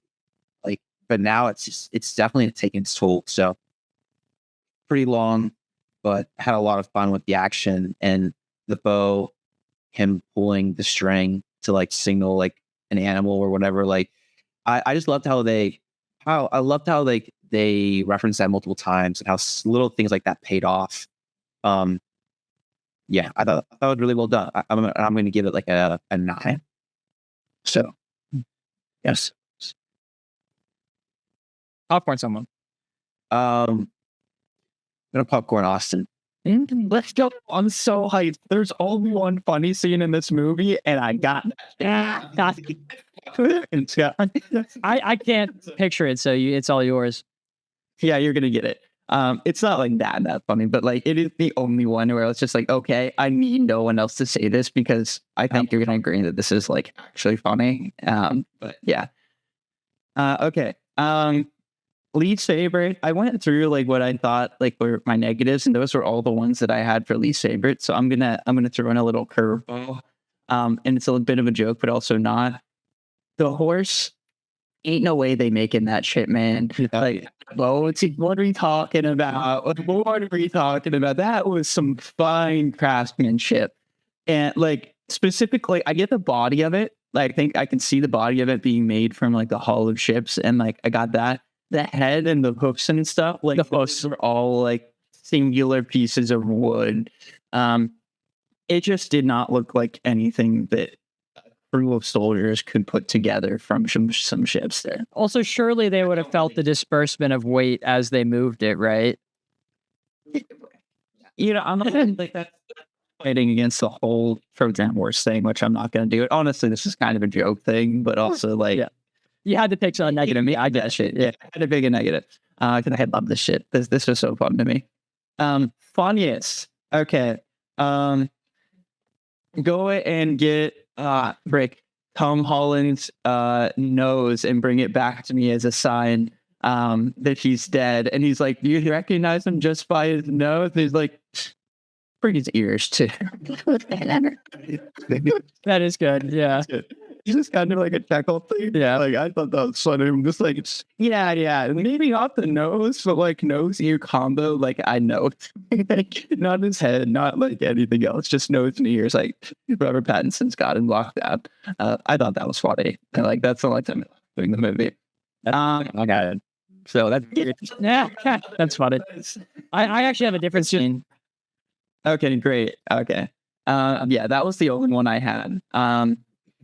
Favorite. There's so much in this movie that I have, like almost all of my notes, which I was annoying in the theater, like writing it, and I had my brightness down, so I don't think I was that annoying. But like, almost all of them say like favorite and then what's next. Like there's so many with like Agamemnon just standing there. Dude, the way he slid through the dead people, that was really cool. The way they did that effect. Everything on that island, man. Everything was Cersei. Like I was debating I had favorite / least favorite for the Cersei stuff because of how uncomfortable it made me. But I was like, oh, but it does such a good job. Bro, then did you? That was the most giddy I've been in the entire. I was like bouncing in my seat. I was like, oh, this is so well made. Specifically the eyes of the soldiers, which she was doing. Yeah, and she's stretching them. Yes, in them. Oh my god, that was. And then like the go back to your disguises, like, and then like shifting them back. God, they could not have done that any better. Yeah, Jesus, man, there was so much about this movie, but I have to say, like, it was the stringing of the bow and him shooting it and then murdering all of those jackasses. And specifically, it wasn't just that he like went through and killed them all. It was difficult. Like, it was a fight. He was getting stabbed. Like, they were throwing hands. And that one point when he just had the arrow and they all had spears, like, I know how this ends, but I'm still terrified. And then he gets, like, his son throws him the sword, and it's just basically, like, not almost a dagger, like a long dagger, and all of them with half a dozen spears surrounding him are like, oh, fuck, he has a somewhat capable weapon. We're so screwed now. But, oh, man. Like, oh, it was so good. And I'm just going to start going into my summary again at this point, because especially with that scene, like, they just did everything so well. And like I said before, they took out some things that I think were probably for the better, to not bring into the adaptation. I am going to have to disagree with you here, Chan. I don't think you could have made this movie any shorter. I actually would say that you could add some time to some of the islands to make it a little bit better. But like, once again, it is a long movie. And I don't even want to say I felt it. I mean, it felt longer, but I was eating it up, man. Like, I was totally on board. This was such... It was like a perfect movie experience for me. Like, this is what I want a story to be. Like, it is art. It is this incredible, far-reaching story. It is mythology, Greek mythology, which I love. It is a bunch of the best actors of the last 30 years. And it's just so cool and fun and scary. And like, I'm going to get to the part where I feel like this does such a good job compared to the original story. I knew from the original that a big part, the main theme of it was like the breaking Zeus's law and like angering the gods. And that's why his like journey home was so difficult. But I feel like they handled it so incredibly well at the end, whenever he was explaining to, oh my God, what's her name? His wife.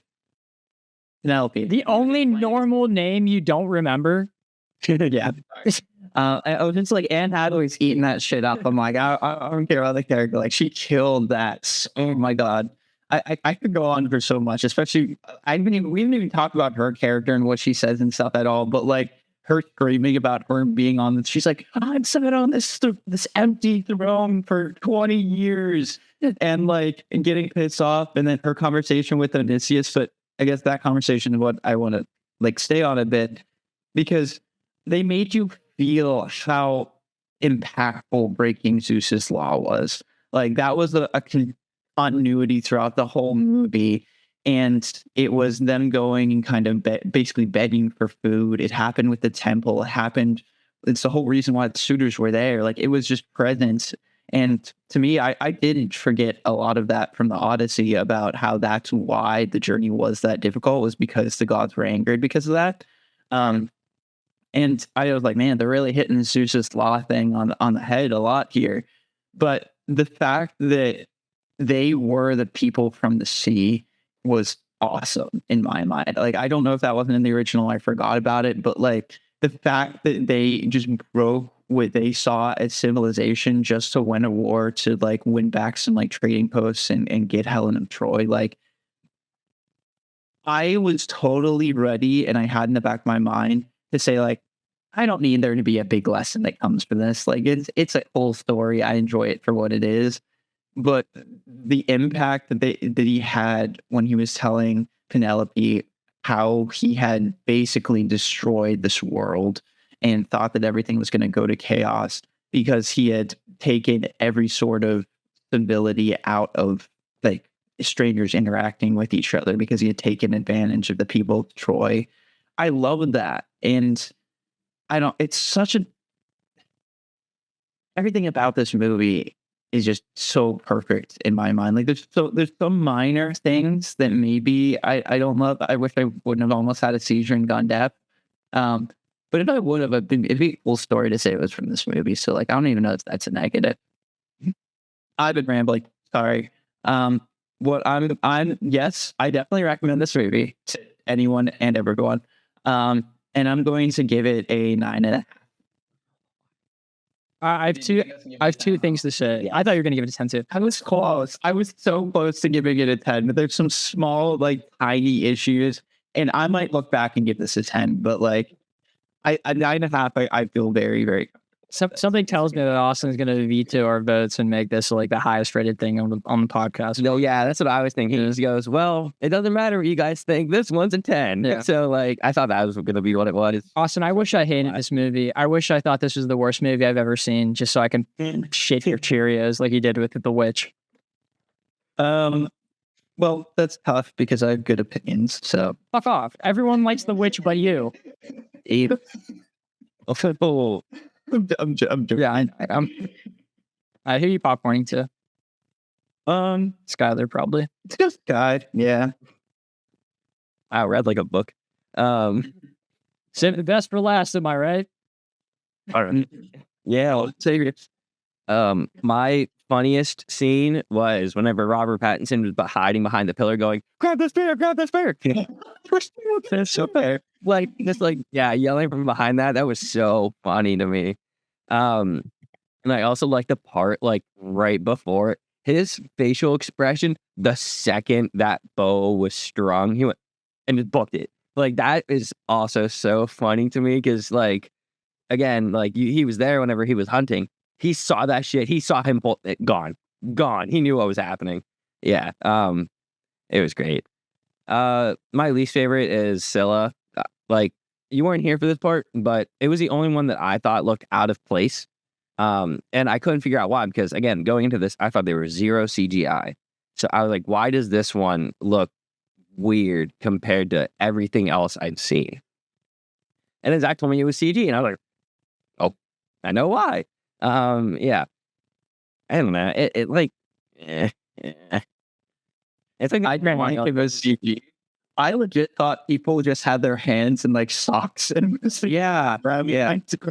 It's really I would not believe you unless there's this group of people saying that. Because I thought it was just like, damn, he really wanted to make that practical. It's Christopher Nolan in like gray socks. It would be crazy if Voiceovers. the documentary comes out and that's actually what happened and it's not actually CG and they just went like on little mini figurines and they just put the real people in it. I thought it would have been like little like crane type thing where they kind of went out, grabbed them, and then went up. But like, I would think that like even if it still looked out of place to me, even if it is real, still look out of place. Yeah, still gonna be my least favorite. My favorite. This is so difficult because like I want to say Anne Hathaway yelling, "I want Odysseus." I want to say like Matt Damon on the pole tide, like screaming his lungs out with his facial expression. Like there's so many good ones, but I think I'm just going to end up picking the Cyclops. That was so sick. I've never heard a sound be more eerie until that moment. That was like, it kind of shook me. I'm not gonna lie to you. Like the first time I heard that, I was like, oh, I was drastically unprepared for what was about to go down. Yeah, drastically unprepared. Yeah, it was so good. And I still like him shooting the arrow, so I don't care. As a personal opinion, it might not make sense with the movie. It might not. It might. You might hate it. I don't know. I like him saying like "fuck you" to the Cyclops as they're trying to leave, and kind of thinking that there's a good chance he's gonna chase them. But like, He said "fuck you" to the men that died in that chase scene too. yeah, that's why he's sailing west, Zach. It's at the end of the movie. But it was so sick, and the Cyclops looked so good. Like it was maybe my favorite looking one, because Cersei was like a regular person, so not a lot to do there. But like the merging of them into pigs was pretty cool, creepy, but like cool. Yeah, I'm just gonna go into my summary now. I'm already rambling.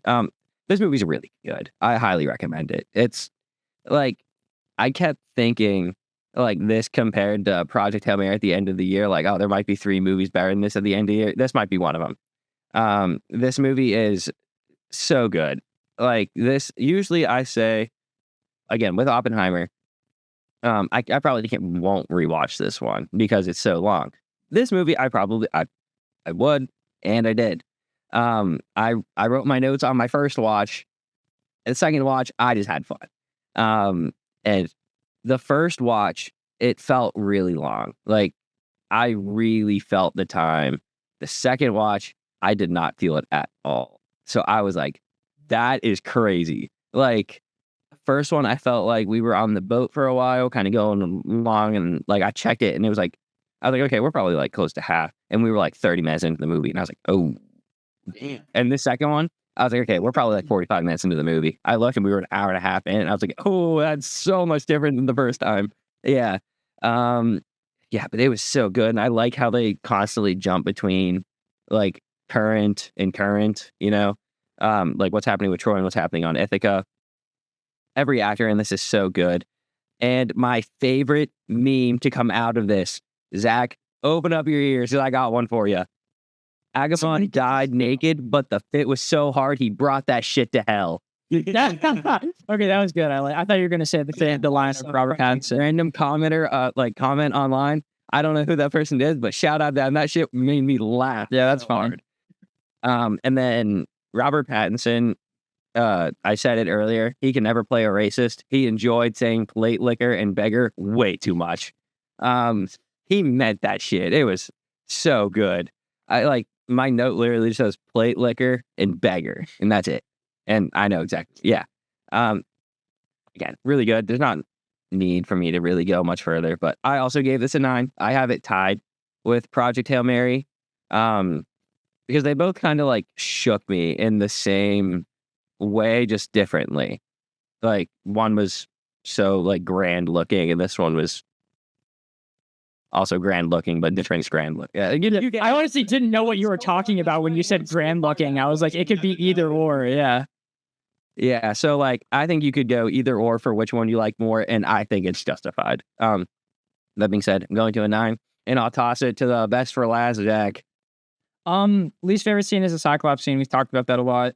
My favorite scene is the Cersei scene, and I'll explain why now, because they did a shot for shot in this one where they do 2 different scenes going at the same time that mean the exact same thing of Odysseus hunting the deer and then figuring out like that it's actually a person in between her turning the people into pigs, and both scenes start with the bow, and I was like, oh, like he initiated the hunt, and the hunt began for both of them, and then it just kept going back and forth between Odysseus getting closer to the deer and them turning more and more into pigs. And the way, dude, I don't know if you guys like got the same vibe of it, but whenever they were eating the meat, sometimes it looked like the meat itself was like crawling into their mouths.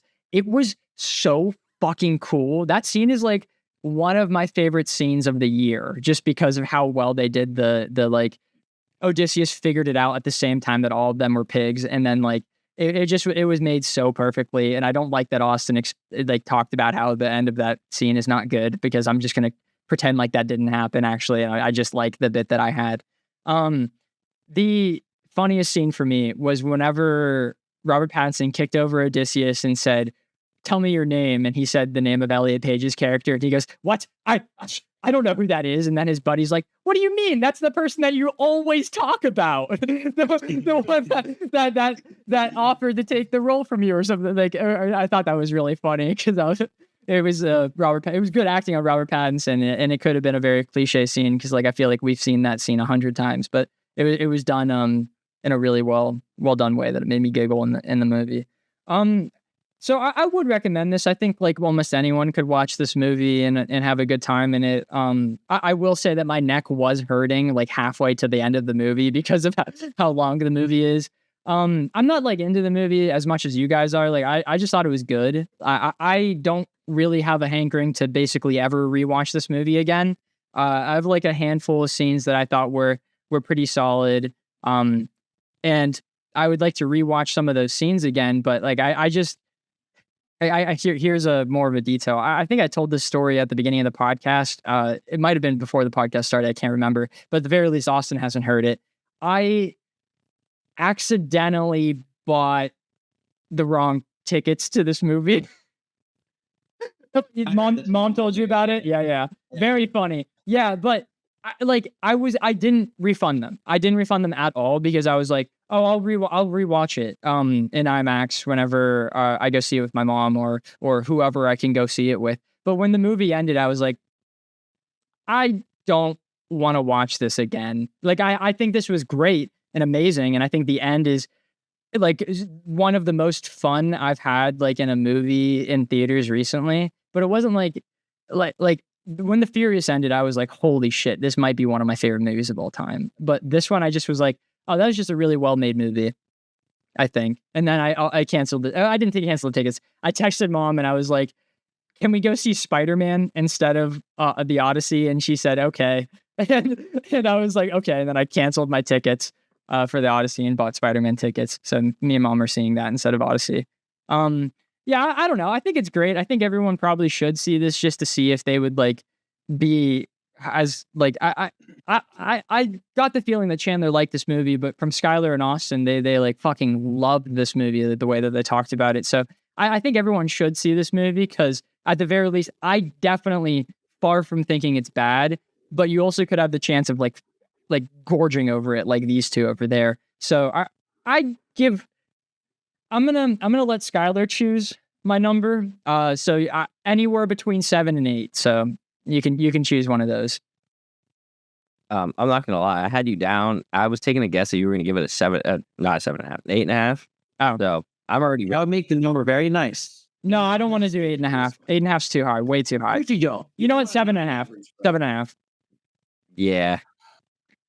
Ken, I'm not gonna lie so that your number looks better. Well, even a 9, bro. The Mediak average would have been a 9 if you gave. Yeah, well, he picked a 10 anyway, so it was fine. Yeah. That's why I picked the 7.5. I am very heavily leaning 7, but I was worried that the comment section would be very upset at me if I didn't give it at least 7.5. They're already gonna be mad at you. Obviously, yeah, because I said it wasn't perfect. Yeah, below an 8.5 actually, yeah. But the Mediak average is an 8.75, so 9. Austin, are you gonna do it? Are you gonna do it? Yeah.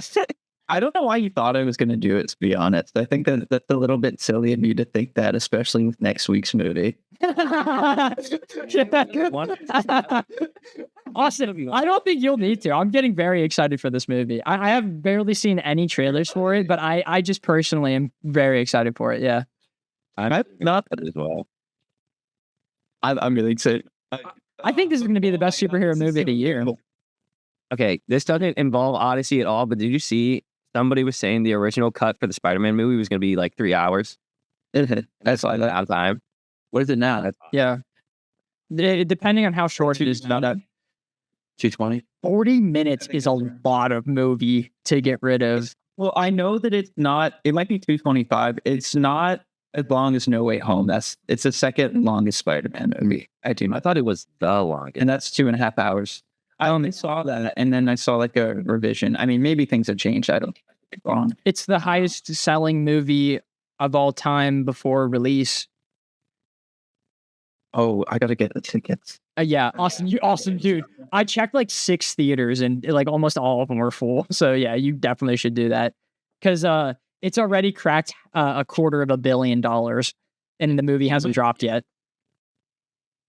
Yeah. I have my tickets. I got them like 3 weeks ago.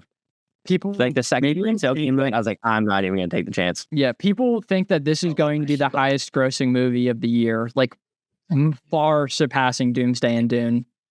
And I picked it. Yeah, that's true. Well, it was kind of already set in stone. Yeah. So it's more just so adding insult to injury. Does anyone know how that's going so far? How it's looking? We're losing. Like I think. Yeah, Austin won. Looking Like, at it. Yeah, I think he has 2 movies that hit like $1 billion. yeah, I mean, G's like competing more than I thought she would because she chose Michael, and that was like $1 billion movie, which I wasn't expecting. Yeah, I don't know. We got to check that out recently. So there's a chance that we might not have What We Watching because we're already at 2 hours, and we definitely need to talk about news because there's a lot of stuff that happened. Fine, yeah. Yeah. So real quick though, before like I know this is retroactive after we already talked about the movie. Like, how was there a mutiny, bro? Whenever like Odysseus like hand over foot was like saving his crew, like because it had to for the story. like kidnapped, but like bro literally brought them back from being pigs. Yeah. And he would have been like animals. They would have been butchered. So that's what I I think think. the Cyclops thing wasn't actually, we criticized that a lot. I think that was a big hit. Or the crew's opinion on Odysseus was when he did that. Then that should have redeemed him. Should have redeemed him. They brought him. They like whoops. No, it's like pig thing. Shoot in the eye, and then they were like, it happened late. I agree with that, but I think it's a fair point. I'm not going to like, but I'm like, I think maybe it should have happened at a different point, or they should have added something in that. Oh, also, sorry, go ahead. I was gonna say, all I'm gonna say is the second they made their own choice, they almost all died immediately and had to get saved. So Yeah, because they're silly. They're silly. The dumbest people on the planet. A little fun fact I forgot to throw in there. Did you guys talk about Polyphemus eating the soldiers and how they did that? Oh no, I didn't. I'm sorry. Go ahead.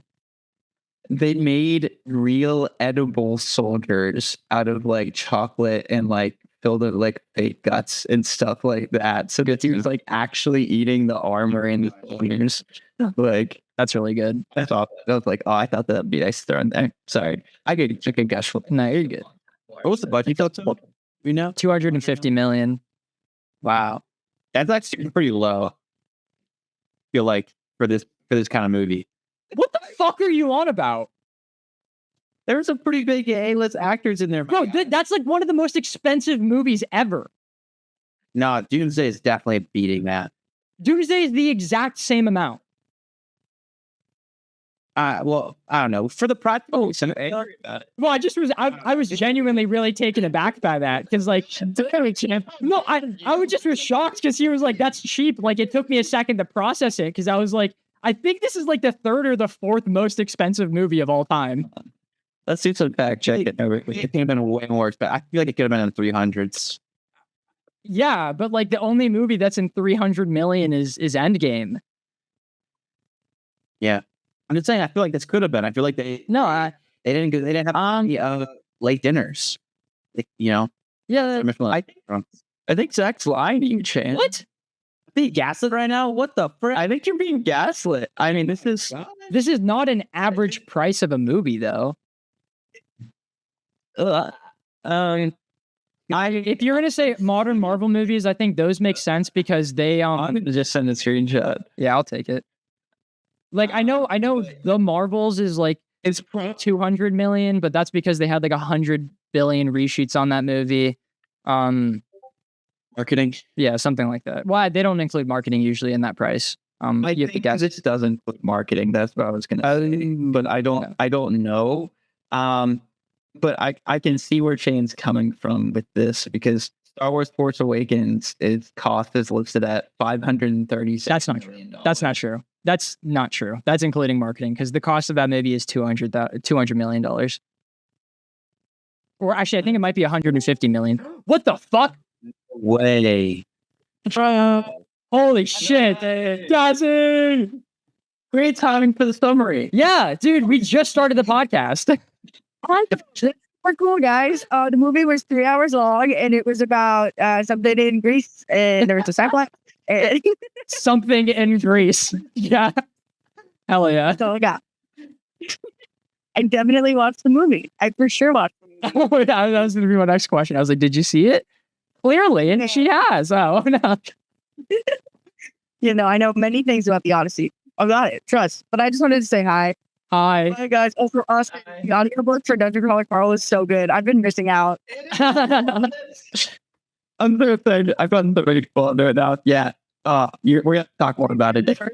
But, like, the audiobook is just so much better. I was missing out. The first audiobook, trash compared to the rest. I'm not even joking. It gets like, I'd say 2 to 3 times better than the first. Like the first one's like getting rust off of it. Yeah. You got, It's already great. Yeah, I know. I'll let you guys get to the Odyssey. Bye, Cass. Have fun. Okay. look at, Jane, you didn't say bye. Have a great time. Yeah, what the hell, Chandler? I did say this when you did. Yeah. I don't get heard that, bro. So, sorry, I didn't hear it.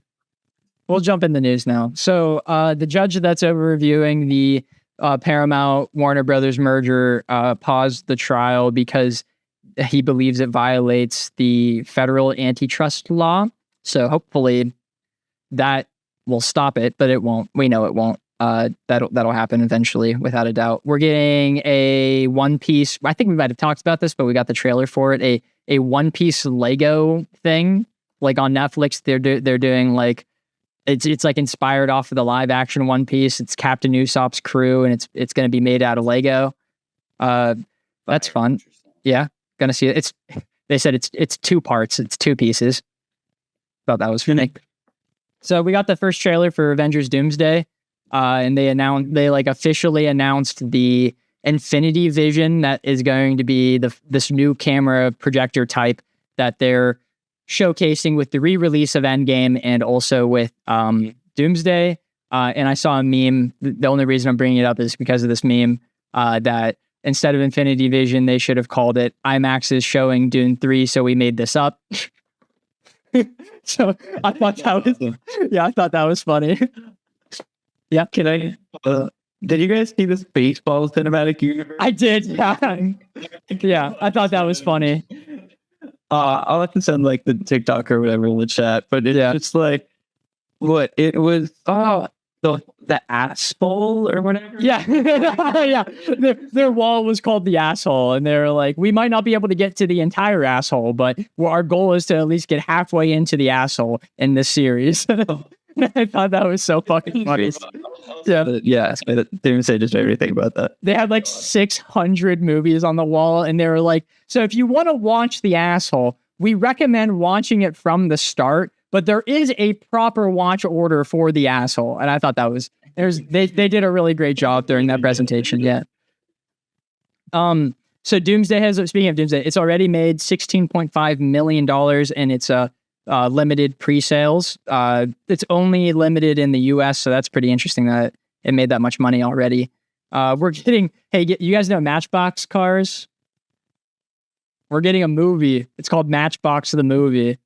No, I can't wait for that. I'm waiting since I was like 3 years old for that. That's crazy. Dude, I heavily recommend you guys watch the trailer because it looks really bad. John Cena's in it. He's the main character. It's called Matchbox the Movie. Yeah, John Cena's in it. It might be good then, like low-key. It's a straight-to-streaming movie. It's John Cena. Okay, that's fair. Okay. We can hope it'll be good. We got our first trailer for the 3rd Avatar TV show called Avatar 7 Havens. I didn't watch it. I heard that it's very interesting because the story follows the earthbending avatar that's following Korra, but the world is like destroyed and like kind of post-apocalyptic because of how bad Korra's avataring was. And I think that's like a pretty interesting aspect for them to go along. So I hope that'll be good. That's coming really soon, by the way. That'll be in October of this year. All 26 episodes are dropping at once. So we can be excited for that. Hopefully it's good. And now for the big stuff. Release? No, the movie releases next month. Oh, I thought it was July like 25th. I thought it was literally today, bruh. Wait, unless it is today. Someone look it up. Someone look that up. Yo, Skylar, get on there. I'm kidding. Skylar, don't do it. Chandler's doing it. Computer. Computer. All right. So we actually did get some big news last night at Comic-Con. I personally. Yesterday. Oh, it dropped yesterday. You're shitting me. Holy, I'm watching that tonight then. Okay. Yeah. So, everyone was saying that like this is one of the biggest Comic-Cons we've had in like forever. And I think we did get some pretty cool reveals, but overall, I think it was kind of like low bar. Like we only got 2 things really, like for the most part, other than the Spaceballs thing. So we got Ryan Gosling as Ghost Rider in the MCU as a movie directed by Sean Levy. Oh. And I think that has a chance of being really bad or really good. It's Ryan Gosling. I think Ryan Gosling's a good cast. I think Sean Levy might be a bad director for that. Go ahead, Skylar. So do we think in Doomsday, Ryan, Ghost Rider, I know and Shang-Chi are going to do that dance sequence with Barbie to their victory? I also saw that meme. Yeah. Yes. It was a good meme. Fantastic. Yeah. Them doing the little Chelsea the IGN interview. of Zach Krieger, and it was very cringe. Yeah. Yeah, that was a funny. Yeah, it's tough. Who just stole Chandler's thunder? I saw it at his body. It was insane. Well, I mean, it was the most cringe interview I think I've ever seen from the interviewer's point of view, because he like kind of got upset that Zach didn't understand. Well, Zach understood the references. He just wasn't answering the way that the interviewer wanted him to. It was very weird. Yeah. Yeah, I don't know. I'm not even sure. Like, do you think the interviewer knew what was going on, or like he was just given that card and he had to like just say it? He looked so excited whenever Zach said something about Resident Evil 4. I'm certain he prepared that. What was it? He had an inflection to his voice. If he's actually he was trying to play the bit. I think I don't know, just say something. Yeah. I think the interviewer is just not good at interviewing, and he had like a really funny idea, and he committed to it too hard. I think he should have given up the second Zach gave a legitimate answer and not what he was expecting. Yeah, I think so. He said he was asking like rhetorical questions or something. Yeah, and like you're not supposed to like. What is a rhetorical question doing in an interview? I didn't even think it was rhetorical at first, because he was just saying lines that the merchant in Resident Evil 4 says, and Zach was like saying how he would have reacted if he was in Resident Evil 4, and the guy was like, no, don't say that. You should have said that you were selling your movie instead of like I thought that was so cringe. Like, oh bro, shut the fuck up. The first two he could have answered. Yeah, like, what are you buying? What are you selling? But the third one, why would you need that? I know, dude. It was so funny. I feel like that's rhetorical. He was like, "What are you buying?" And he goes, "I'd probably buy the backpacking. It's not actually called a backpack, but you get what I mean. Like something to increase my stock." And he goes like, "Oh no, that's not what I was expecting you to say." And then he goes like, "Well, what are you selling?" And he was like, I guess I would be selling the bolts." And he goes, "Oh, I thought you'd say that you're selling the movie." And he goes, "Oh, okay." And then the interviewer kept going with the cringe lines, and he said like, "Why would you need that?" And Zach goes, "Dude, how am I supposed to respond to this?" Yeah. He told him to move on. Yeah. He's like, "Okay, I'll move on to the next quip." It was so bad. He told him to give it like, yeah. I'm sorry for me and Chandler spending so much time on this, but it was really funny, and I recommend looking it up if you're interested in it, because it's like one of the most cringe interviews I've ever seen. Introducing. Yeah. I do want like Chadwick Scanners. Yeah. I feel because I feel the cringe from you guys. Yeah. I'd like, so oh my God, Austin, hilarious that it's Zach Krieger, because the actor that was sitting next to Zach Krieger is named Austin. So it was Zach and Austin on the couch together. I thought that was kind of funny. Yeah. Yeah. But dude, in the interview, don't look at Zach or the interviewer, look at Austin. He's sitting there like this the entire time, because he's like fucking holding back a laugh at how cringe it is.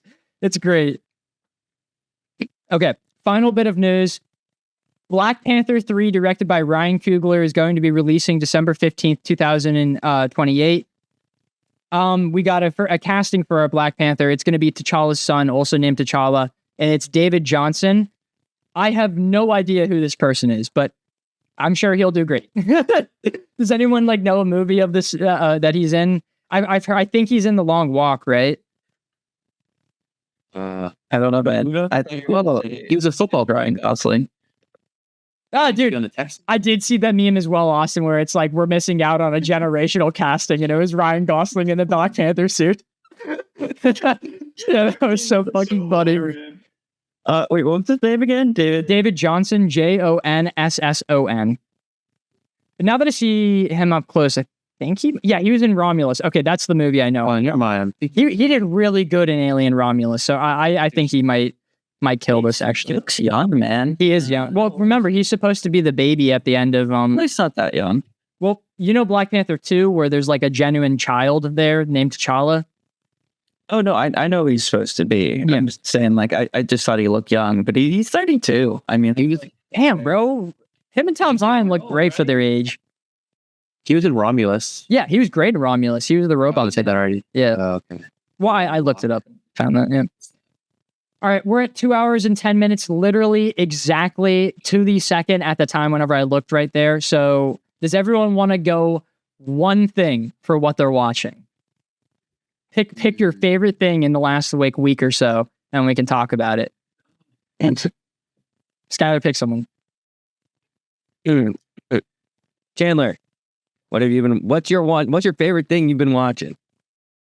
Okay. Rewatched All Soul Leveling in English. So now I can retain it. Oh, I'm going on it right now. Trying to rewatch stuff in English. I think I'm starting Demon Slayer soon, so I think Demon Slayer's dub is really bad. that's what I'm getting so far. Actually, I'll start starting it soon. I'm already in the first episode, but I might stop. Yeah, dude. Yeah. Andro, like, it's crazy that he voices David because he does such a good job as David and such a fucking terrible job as Tanjiro. I can't stand. David, as in from Cyberpunk? Yeah, he voices David Oh, I didn't make that connection. because one of them's good and one of them's bad, probably. Yeah. Well, I mean, Soul Leveling was so great because the dude that voices Sung Jinwoo Sung, whatever, also does Thorfinn. Yeah. And he also does Mark from the new Invincible Versus thing. is he also not in Zenitsu? He is a Netsu, but I also don't like goes on there yet. Zenitsu. So maybe I should stay in the English. Spoiler. I think it's hard to make Zenitsu not annoying, though. So he probably did the best of what he could. Yeah. That everything for you, don't? What's your favorite thing you've been watching? I thought we were only doing one. Well, yeah, but I didn't know if he was going to gush about solo leveling more. Oh, wow. Oh, well, I mean, I guess what I've been doing this time around, I'll just say this real quick, is upon rewatch, you can't screenshot on Crunchyroll, right? You can't. You totally screenshot can. on Netflix. Huh? I can. There's a setting in Google that you have to turn off. See, yeah, I don't know how quite to do that. If you Google it, then you'll figure it out in like 10 seconds. So I looked it up a little bit. I just I saw a lot of words, so I just kind of was like, I knew a way that I could do it, and I've been doing that. It's just a little bit more tedious. I can't tell if you're frozen. I know. I was sitting in shock and sadness because like Chandler, I'm just like I'm not super tech savvy when it comes to like computers. but you can read. Okay. The point is I've been taking lots of screenshots, and I'll like save the time, and I'll go back whenever I have free time to do it all. So I've just been. A lot of these are from season 1, where it's just literally frames. Like I'm watching them like, whoa, what was that? And I just have to like find the perfect frame. And so now these are all on my work laptop. It's definitely not company approved, but I could care less. Gives me something fun to look at. That's just the first season. I got to go back and do the second season. I did that for the Chainsaw Reze arc too. Some bangers. So yeah, that's my soul leveling bit. Thanks, Guy, for asking. Problem. Austin, what's your favorite thing that you've been watching? I'm gonna not answer that directly, and I'm gonna say it's been something I'm playing, and because most of my stuff's the same thing, like Red Rising series, Potato Jade. But I haven't really vocalized this much on the podcast, but I've been stuck at this one specific point in Breath of the Wild that is very, very close to the beginning. I started Breath of the Wild on my trip to India in January. You neuron activated the second you said that, by the way. I know. I tried to say it slyly, and I was looking for your reaction. But I've been at the same point where I just didn't even know what shrine to go to, because there's like the 3 shrines you need to get to in order to get the glider thing from the old man. Yeah. And every single time I hop on the Switch, I'll play for like 10 minutes and then I'll immediately die because I try to walk up this mountain and it's cold. And then I do it like a couple more times and try to find another way. I'm like, this is annoying. I'll do it another time. And I pushed it off consecutively for 6 months until 2 days ago at 2 a.m. after I was playing with my friends and they got up and I'm like, I still want to play something. I'm like, all right, I'm locking in Breath of the Wild. So I finally made actual progress and got 2 out of the 3 of those like shrines done. So did you brute force it, or did you make food, or did you find clothing? Like, what'd you do? So there's the 3 different shrines. I didn't make food. I didn't find clothing. I thought I should be able to find clothing, but I didn't know where to go for that. But I know I went back to the one I didn't think I could do, which was with like the lasers. Yeah. I thought I had to beat the lasers. Like I thought I had to kill them. So I was like trying to do that. I'm like, these things are way too strong for me. I'm like, that shit's not happening. I was shooting my little arrow like when it hit it with like one of the goblin club things. I'm like, Do you have a shield yet? yeah. So you can perfect parry a laser. It takes your durability on your shield like crazy, but it also like heavily hurts those century turns. I just like walked around them because I was like looking. That's what I did too. Yeah. Listen, I could just like walk around them. Yeah. And I just did that. And then I'm like, damn, that was 6 months I could have been enjoying this game. Just wait till those lasers have spider legs and they chase after you. Yeah, whatever. But I finally made progress on that, and I was proud of that, and I think I'm going to continue playing that more. So you better, that would make Zach happy. Yeah, I love open world games. They're so fun. Yeah, they are. But yeah, thank you for asking, Cassie.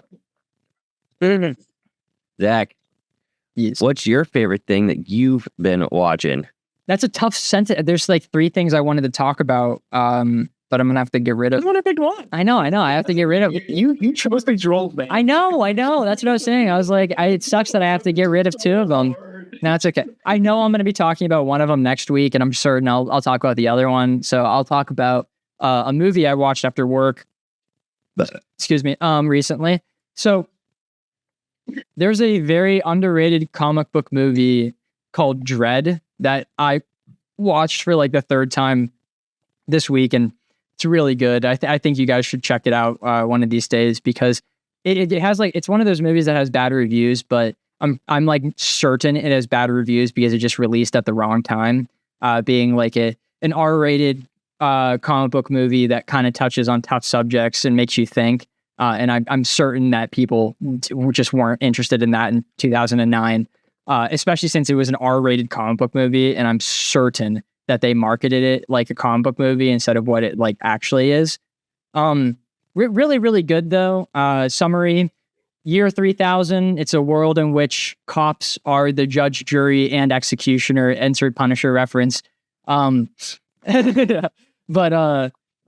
we follow Carl Urban, who is Judge Dredd, and my favorite part about this movie is that it's so like ground level. Like it's not like end of the world. It's not like, oh, the judge society is being changed by this. We're just seeing a day in the life of Judge Dredd, and that world is so fucked up that just a normal mission for him is this like intense like thing in the movie. I don't want to like spoil too much about it. And you can tell, like, even though the movie treats the situation that they're in like it's a serious situation, in the way that Dredd talks and acts, you can tell that it's just like it's a nothing burger to him, because the entire movie he's training Judge Anderson to be a better judge.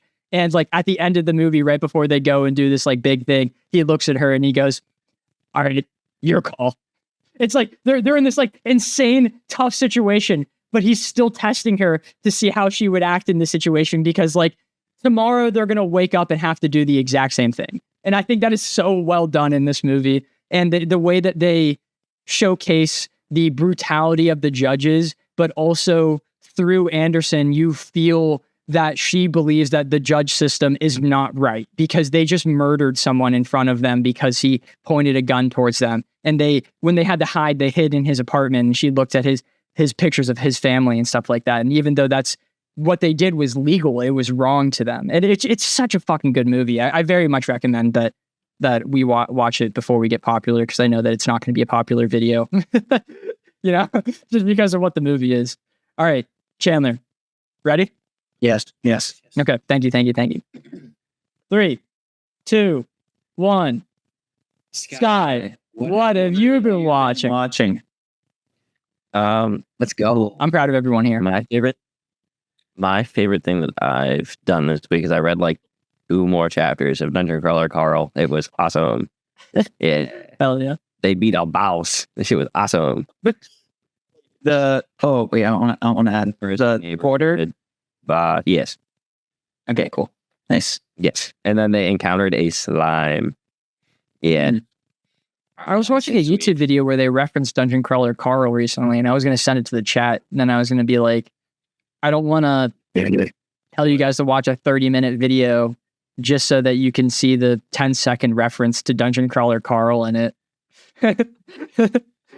I'm going to throw a quick thing onto the news with Dungeon Crawler Carl. They cast the audiobook narrator as the voice for Princess Donut in the series. That's awesome. So it is so good. And anytime normally when you cast a man to play a female British cat, that sounds like a weird choice.